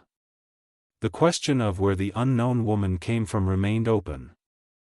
A girl from a group of tourists asked in fright what to do if the strange woman returned. The guy replied that he shouldn't worry about it. The woman who walked yesterday was at most 30 years old. And according to the village headman, the ghost woman should have been at least 180 years old. The legend was very old. And therefore the woman's body should have turned into dust. Fan approached the group of young people. He wondered if the woman was a real ghost, or if one of the locals had played a cruel joke. The young man cultivated all night, but did not notice any dark emanations. The mayor stood in front of a group of tourists. He once again apologized for suspicions on the part of the locals. Although the culprit has not been found, you should not go out at night. Fan thought that the ghost was actually looking for him. The boy went to the house, where he was given a leaflet.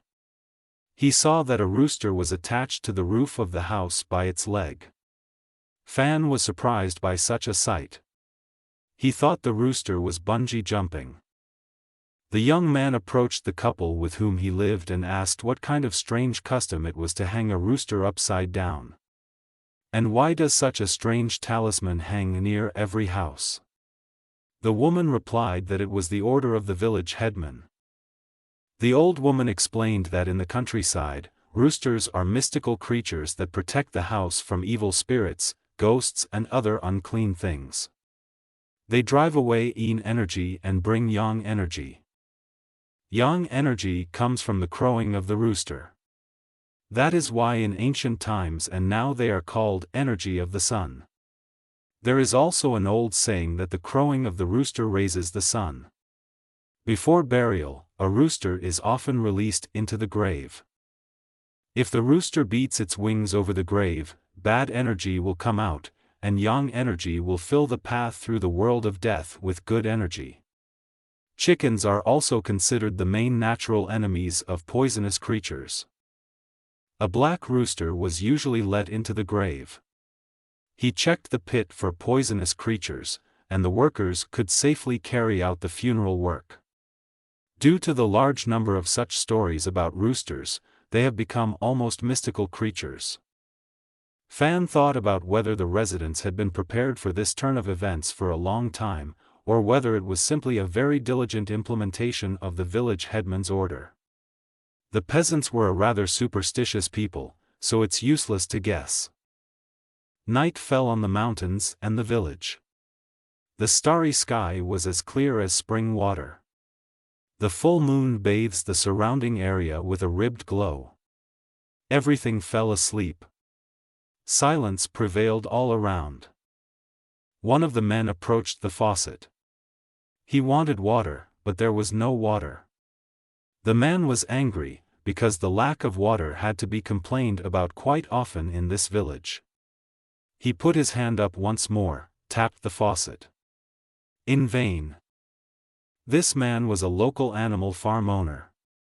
He decided to go get water from the well he used to get water for the animals to drink. The man did not really want to rush so far, but he had to. The man doubted only because he was afraid of running into a woman, a ghost who could walk through the village. However, he dismissed his doubts, said that it was all a joke, and decided to go get water. The man approached the well located in the far corner of the yard. Suddenly, chickens and roosters began to scream loudly. They seemed to show up. The man was angry that the animals had shown such violence. The man lowered the bucket into the well. It fell and hit the surface of the water. The man was still angry and growling at the chickens for making a noise in the middle of the night. He also reassured himself that there was nothing to be afraid of. The farmer took out a bucket of water. He thought about how successful he is, what a big farm he has, and he has no time to pay attention to the fears of the common people. He is not like other superstitious villagers. He was already pouring water into the bucket, and he thought that everyone had heard scary legends about ghosts, seen something at night, spread rumors, and now everyone is afraid to do their business at night.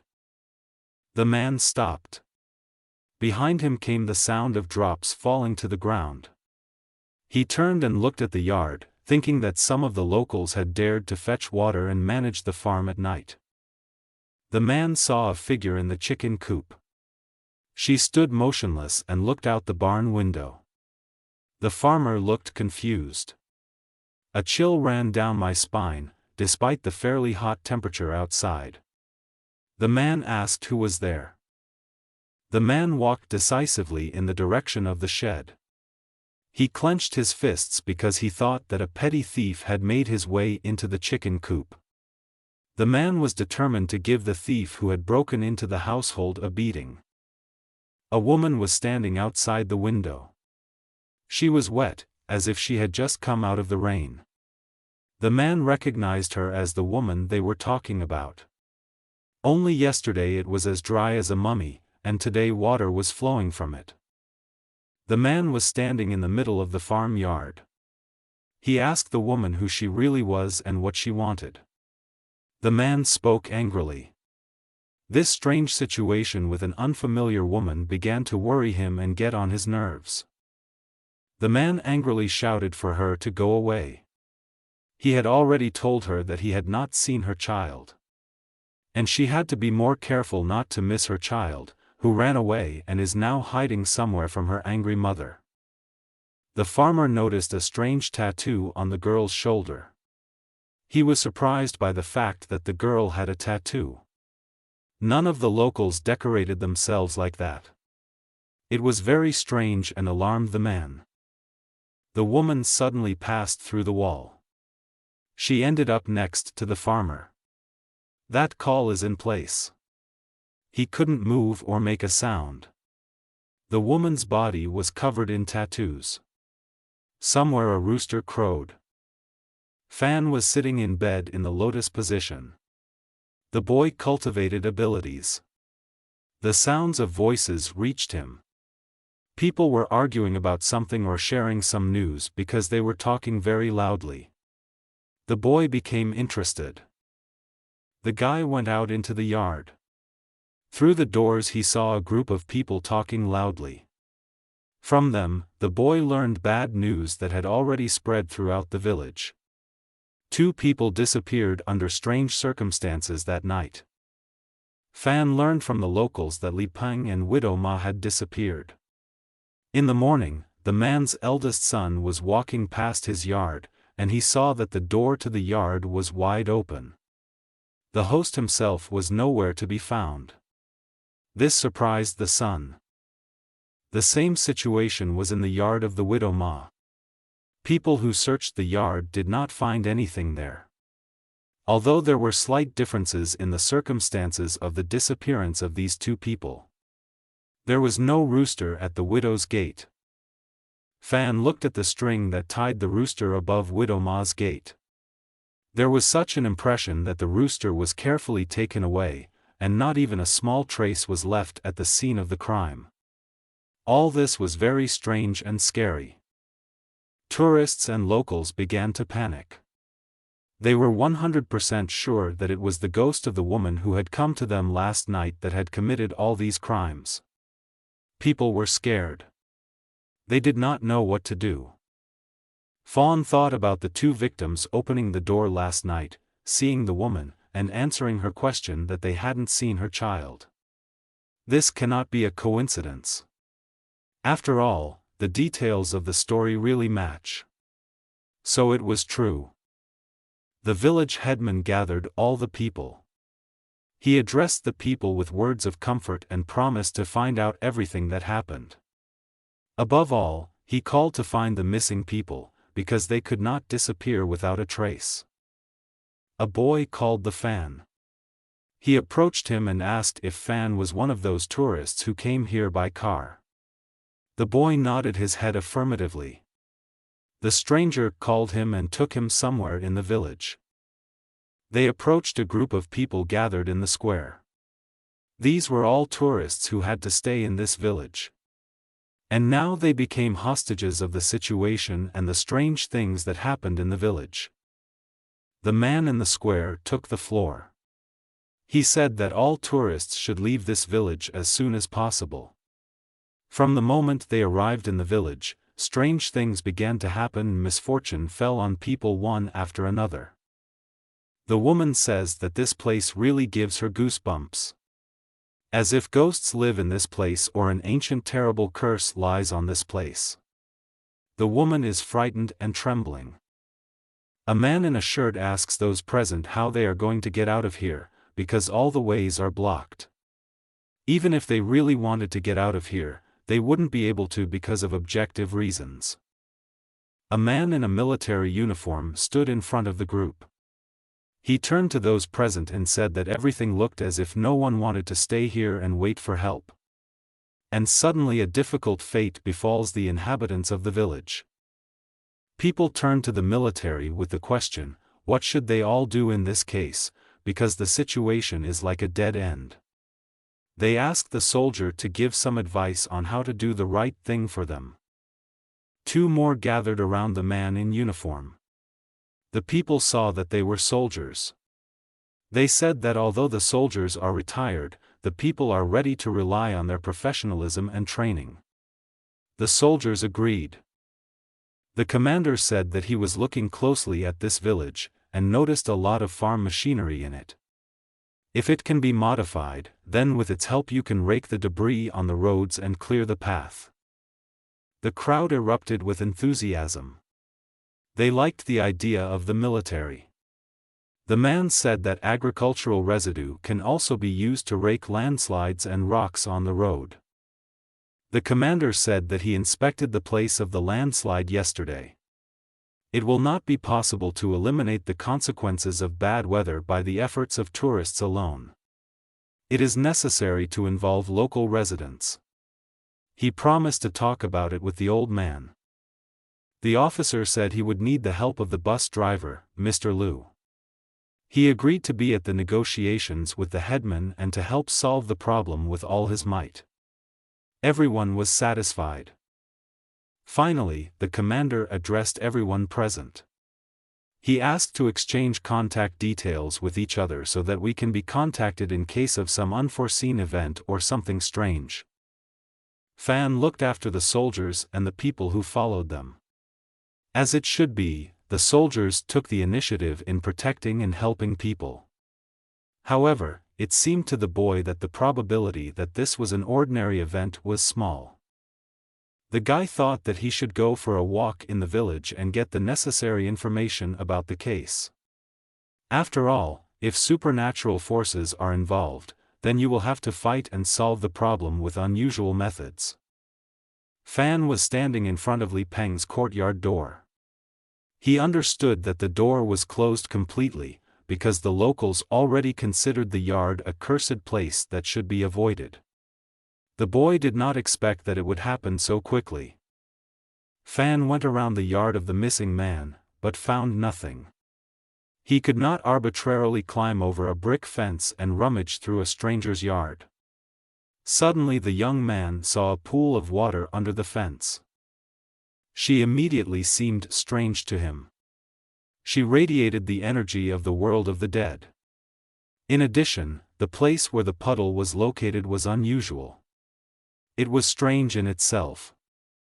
Because of this, the young man decided to check him. The boy was standing over a pool of water. At first glance, it seemed like an ordinary puddle. However, this was not the case. Something alarmed the boy and made him come closer to the puddle. Nothing surprising at first glance. The boy was standing over a puddle. He looked at the fence from here. There was a window in the fence that opened directly to the well in the farmyard, from which the man drew water for the animals. The guy was standing over a puddle. He understood that someone had been watching the man from that place during the night before his disappearance. From this place, the man's yard and house could be seen very clearly. This is where the attacker was. Dark energy enveloped the boy's legs. She rose from the puddle and, as if with tentacles, lifted Fan's leg higher and higher. The dark substance carried the energy of the dead. It even drove away. The guy waved his hands funny. Dark matter began to cover him completely. The tentacles rose higher and higher. It swirled around him like the petals of a great black flower that bore death. Suddenly the boy began to fall.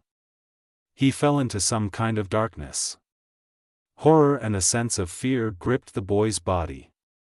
He was not ready to be transported to another dimension or to travel the world of the dead on his own. The boy flew into darkness and emptiness. Seconds seemed like centuries to him. He heard someone's cry coming from the darkness. The man cried and called his mother. That scream could drive you crazy. It sounded so creepy. Fan had turned onto his stomach and was now falling face down. He saw far below him the floor of the cave. A small child sat on gray stones. Boy. Vint folded his hands in his lap and rested his head. The child was crying. Fan looked at the little boy in surprise and fear. He rubbed his face with his fists, as if tears were flowing from him.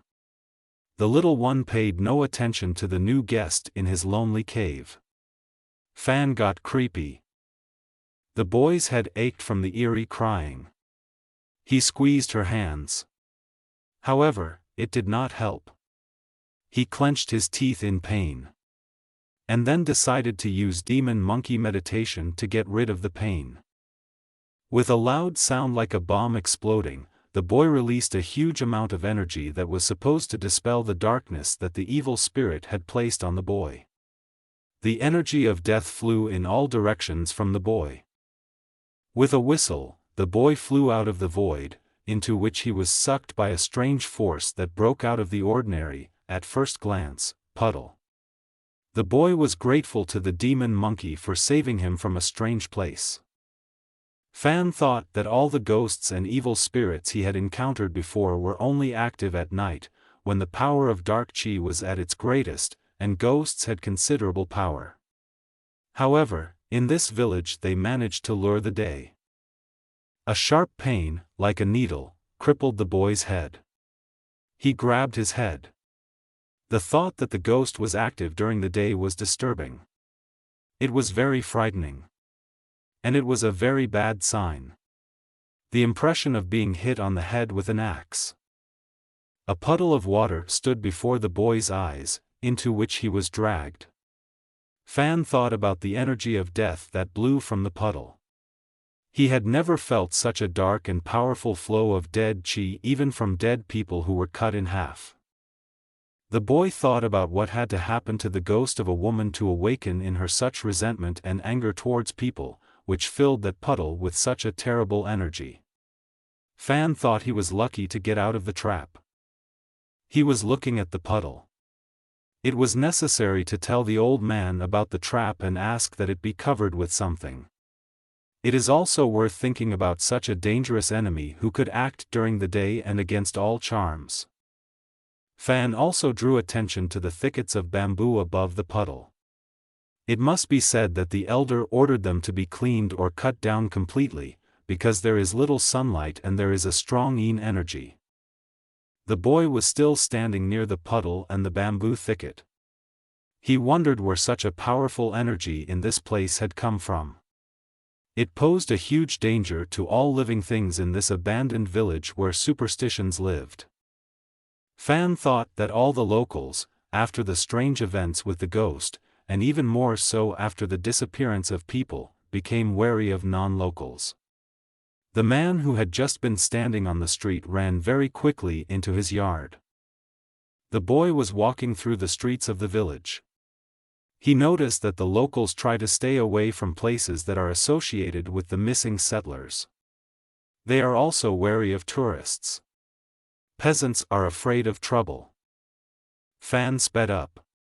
He went in the direction of the village to find out what was happening in the village and why people were behaving so strangely, because at first no one took eyewitness accounts seriously.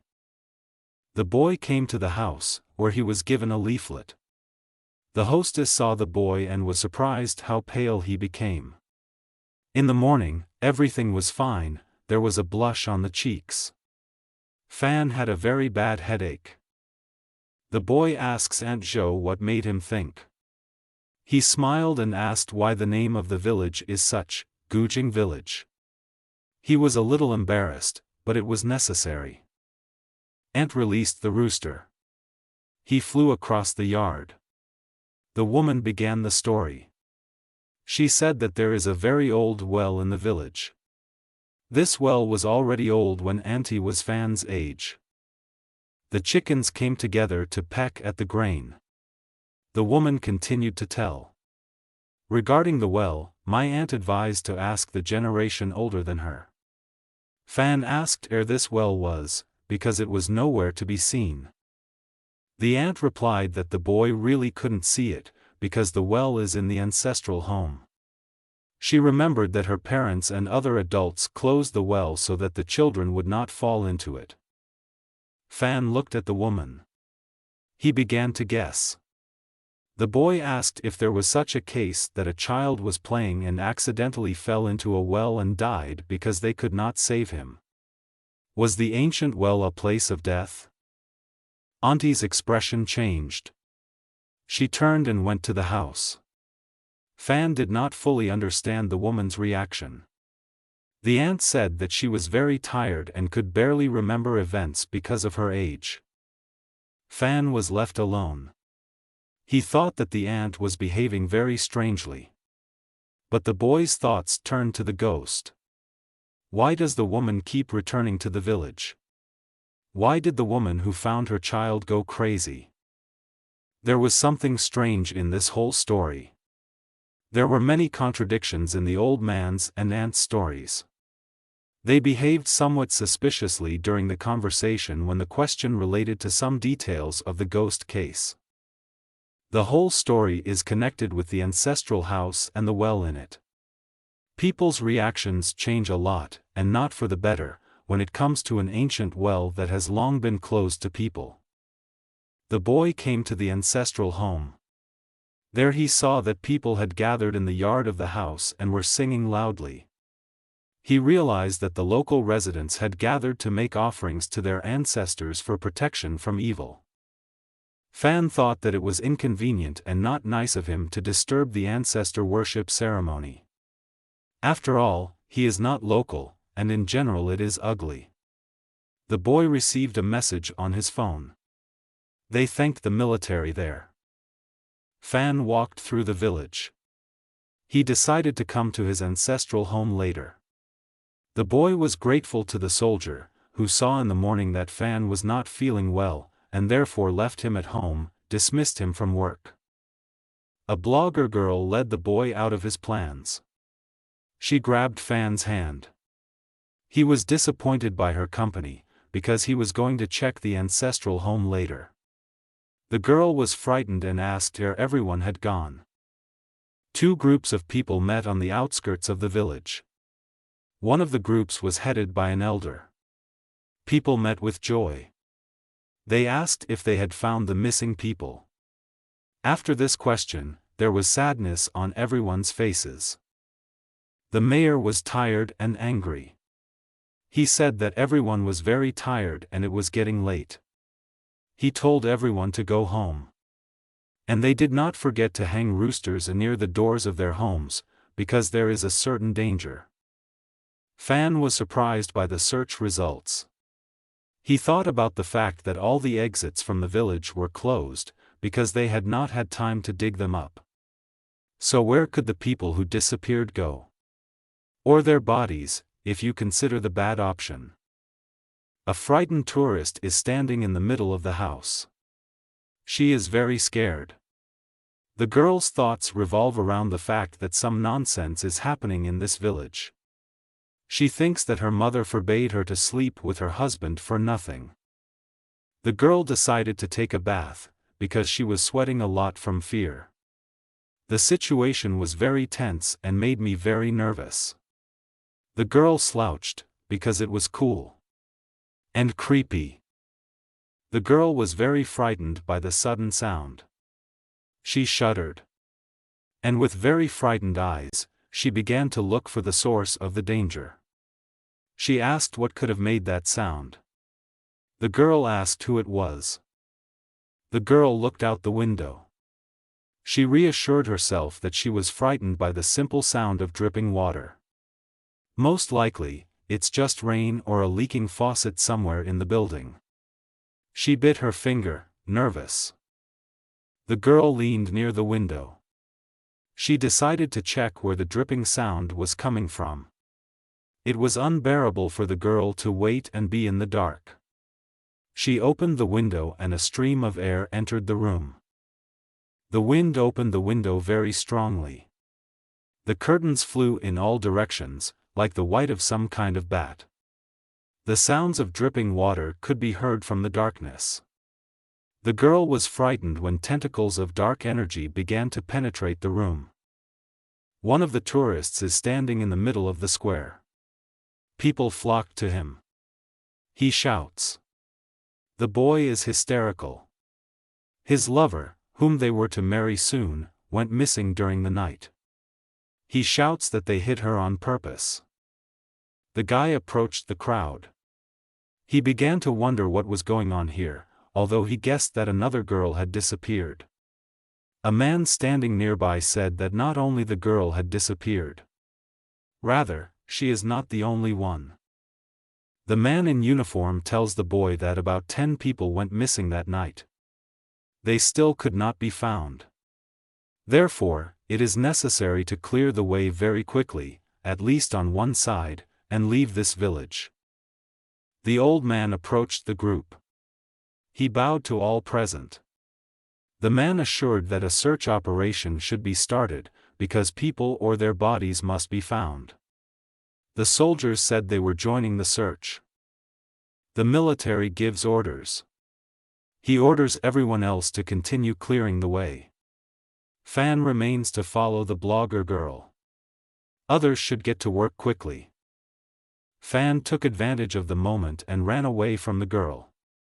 He hurried to the ancestral home.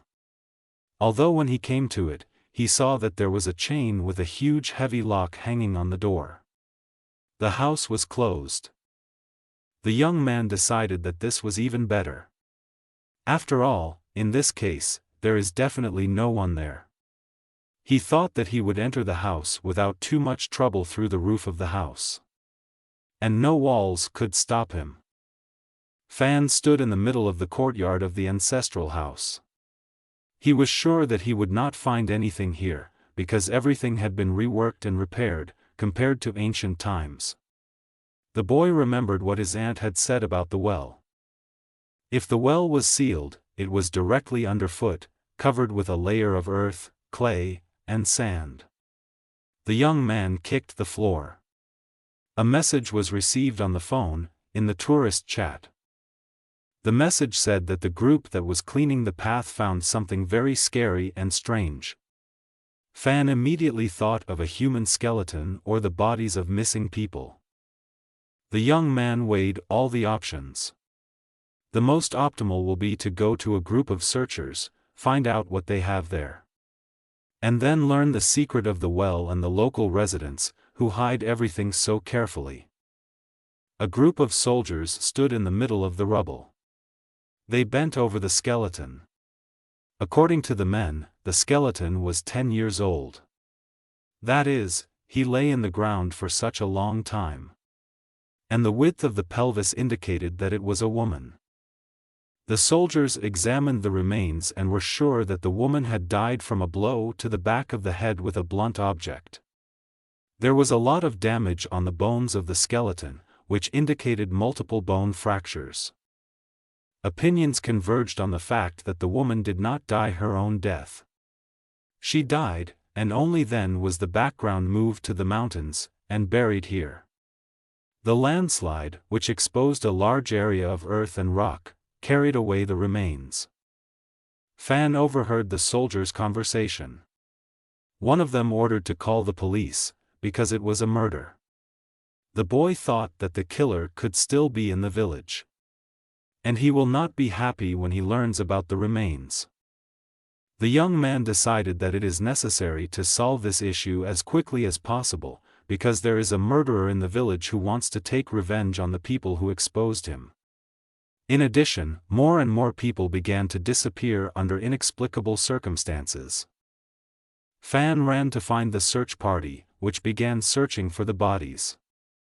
Now he is also visiting the detachment that is engaged in clearing the road.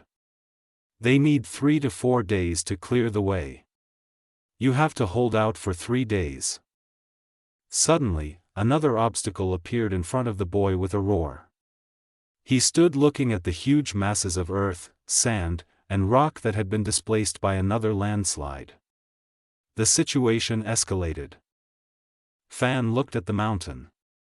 He decided that rather than running around or around her, he should try to swim to the top of the mountain and see what was going on there. After all, such a large number of landslides is an anomaly for these places. Fan climbs a steep slope up the mountain. His foot keeps slipping, he hit something with it. The main thing, the boy thinks, is not to fall into the ghost trap again, because then serious problems will begin. The boy decided that this mountain, with its constant landslides and cataclysms, was an enemy against which it was worth acting with tricks. He activated ghostly vision, summoning a monkey to see everything from the spot. The picture has not changed much. There were still bushes and forest in front of the boy. Even the sight of the monkey demon didn't help solve the matter. The rank-and-file guy realized that he would have to travel on foot. And he set off. Fan realizes that the reason he can't see the real picture is because there is another phantom vision in the village that someone is using. Its scale must be colossal in scope. Fan wondered if the ghostly vision he was in near the missing man's house was a vision within a vision. That is, the feeling as if you woke up from a dream, but you are still in a dream. He was scared. The soldiers talked to the locals. The commander asked to accelerate the pace of development of rubble. A local man answered him that everyone was very tired and people were working at the limit of their capabilities. Need a break. Fan looked at the group of people that passed by him. The boy remembered a ghostly vision. He wondered if this was really a treacherous trap. Then did these people even exist? Is it a figment of imagination? Fan guessed that the people must be real, because they all boarded the bus in a group, which means the people are real. But the boy had serious questions about the village. A ghostly vision on the scale of a city. Another guess came to the boy. He thought about the fact that the people who arrived later, who are they in that case? People, or just a figment of the imagination of a ghostly vision? Who are they or what are they? Fan sat on the bed. He decided that this crisis should serve to restore the boy's reserves of energy and skills to their maximum level. He heard people outside the door talking about the rooster not moving. The owners behind the door decided to check how their charm was there. They argued about who it would be and whether it would be better to do it from the window. Fan was worried about this conversation. The man asks the woman not to go out. Fan realized that something strange was happening. He picked up his magic blade.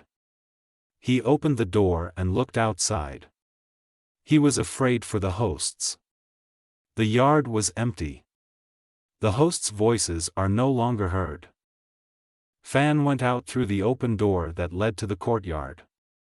He didn't have time. The ghost or whoever was there moved extremely fast and lightning fast.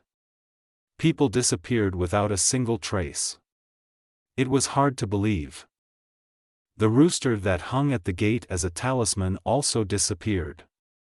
The guy was holding a weapon in his hand. He saw that someone ran in the bushes. However, nothing else was visible near the figure, so Fan realized that it was not the killer. The boy hid the blade. He realized that he would not be able to help his masters now. And you shouldn't get into a tiger's mouth. Suddenly, a whirlwind of cold wind hit him in the back. The young man was scared. He was holding the door with his hand. Fan understood that something was wrong here. The air flow was too strong. It was too unnatural, because the wind could not blow like that in the deserted streets of the village. The ghost stood behind the boy. It was a woman wearing what looked like a dress. She apologized and asked in a squeaky voice if the young man had seen her child. The ghost said the pain was over. The boy remembered the words of the village headman that under no circumstances should you enter into a conversation with a ghost, and do not say that you have not seen her child. Fan wondered if the old man was part of the vision. The apparition asked again if the young man had seen her child. Fan clenched his hands into fists. He understood that he had to answer something to the ghost. And that's why he said that people turn into dust, but it is not necessary to return as larvae. The ghost girl came closer to the young man and repeated the question for the third time. He looked back at her and recited a poem. The brain was working hard to find a way to answer the girl and not lead to some disaster. Fan moved away from the girl. He pointed a finger at her and wondered if she herself was not tired of walking around people and asking the same things. The girl repeated her question over and over again. When the ghost once again asked the boy about her child, Fan realized that the whole philosophy of life about the fact that there is no point in talking to a woman with logical conclusions was completely true. The young man noticed that water was flowing from the ghost's feet. It is from this water that a very dangerous puddle is formed, into which a boy got into yesterday. It is worth now to be on guard and avoid something like this. It started to rain very hard. The ghost turned and walked away. Fan decided to follow where the ghost was headed. The surprised young man heard how the ghost called his son, said that his mother was looking for him. In her search, the ghost reached the house of her ancestors, in which there was a mysterious well. The apparition stopped in front of a massive door that led to the courtyard. She repeated her question once more, and stopped. Fan suddenly began to see from the perspective of a ghost woman. The young man looked at the opening of the well, which was not covered by anything. It was raining outside. It was dark and cloudy. The boy understood that the answer to all questions lies here. The boy ended up on the floor. His vision ended with a sudden blow to the girl's head. The attacker quietly crept up to the girl standing over the well and hit her hard on the head, in the back of the head. Fan noticed a ghost rushing towards him. He barely had time to cover himself from the attack. With her claws, which were very, very long, the ghost pierced the young man's 24 layers of membrane protection. The guy decided to dodge the blow. He had little hope for it, and thought in his mind that it was over. He landed awkwardly on his back, exposing his mysterious scroll written on human skin. The ghost's hands reached for the scroll. The guy managed to see it at the last moment. But it was not for long. The ghost abruptly took her hands from the scroll. It felt like he caused her some pain or discomfort. A bright light burst from the scroll. Energy filled the air around the boy. The air vibrated with energy. A golden glow enveloped his figure. He himself did not understand what was happening. It seems the scroll protected him. The ghost began to move. Jets of fire swirled around the ghost. They burned her with merciless fire. She writhed in the fire and suffered. Her features began to melt like ice. The ghost was running away from Fan across the yard. He looked after. The ghost could not be allowed to escape, otherwise it would continue to do evil. The boy rejoiced at the protection from the scroll, which actually saved his life. The guy looked at the ghost. A blade was burning in his hands. Fan acted on the principle of chop now, ask and talk later. He shouted after the ghost, who was fed up with her escapes and couldn't hide anymore. However, when the young man landed at the place where the ghost was supposed to be and was ready to attack it, the enemy was not there. He was surprised. Only the question of where the sun is was studied. And nothing more. It was dawn outside. The ghost no longer appeared. Fan ran through the streets of the village. He did not find the missing owners of the house where he lived. And so he decided not to waste time, but to go to the ancestral home and find a well. The door of the house was wide open. Fan couldn't believe it. Did someone get to the house before him? Fan entered the room of the ancestral house. There stood 3 soldiers in uniform. They bent over the man, who was lying bound on the floor. The man was local. He seemed familiar to Fan. The soldier said that they caught this man while they were on watch last night. It was not possible to discover the reasons why he was sneaking behind the guard. The local was suspected of stealing a rooster. The commander said that they discovered certain details that could shed light on the mystery of this strange and eerie settlement. He sent out a message to all tourists to come to the ancestral home. The military also said that people will arrive now and they will dig the well. Fan asked if the people keeping watch had noticed anything strange in this village. After all, the ghost wandered right through the streets. If you have watched up to this point, then I am very grateful to you, because this is where the video ends. If it's not difficult for you, then like this video and subscribe to my channel. And if you want to continue this story, then write in the comments. Thank you all, I love you all.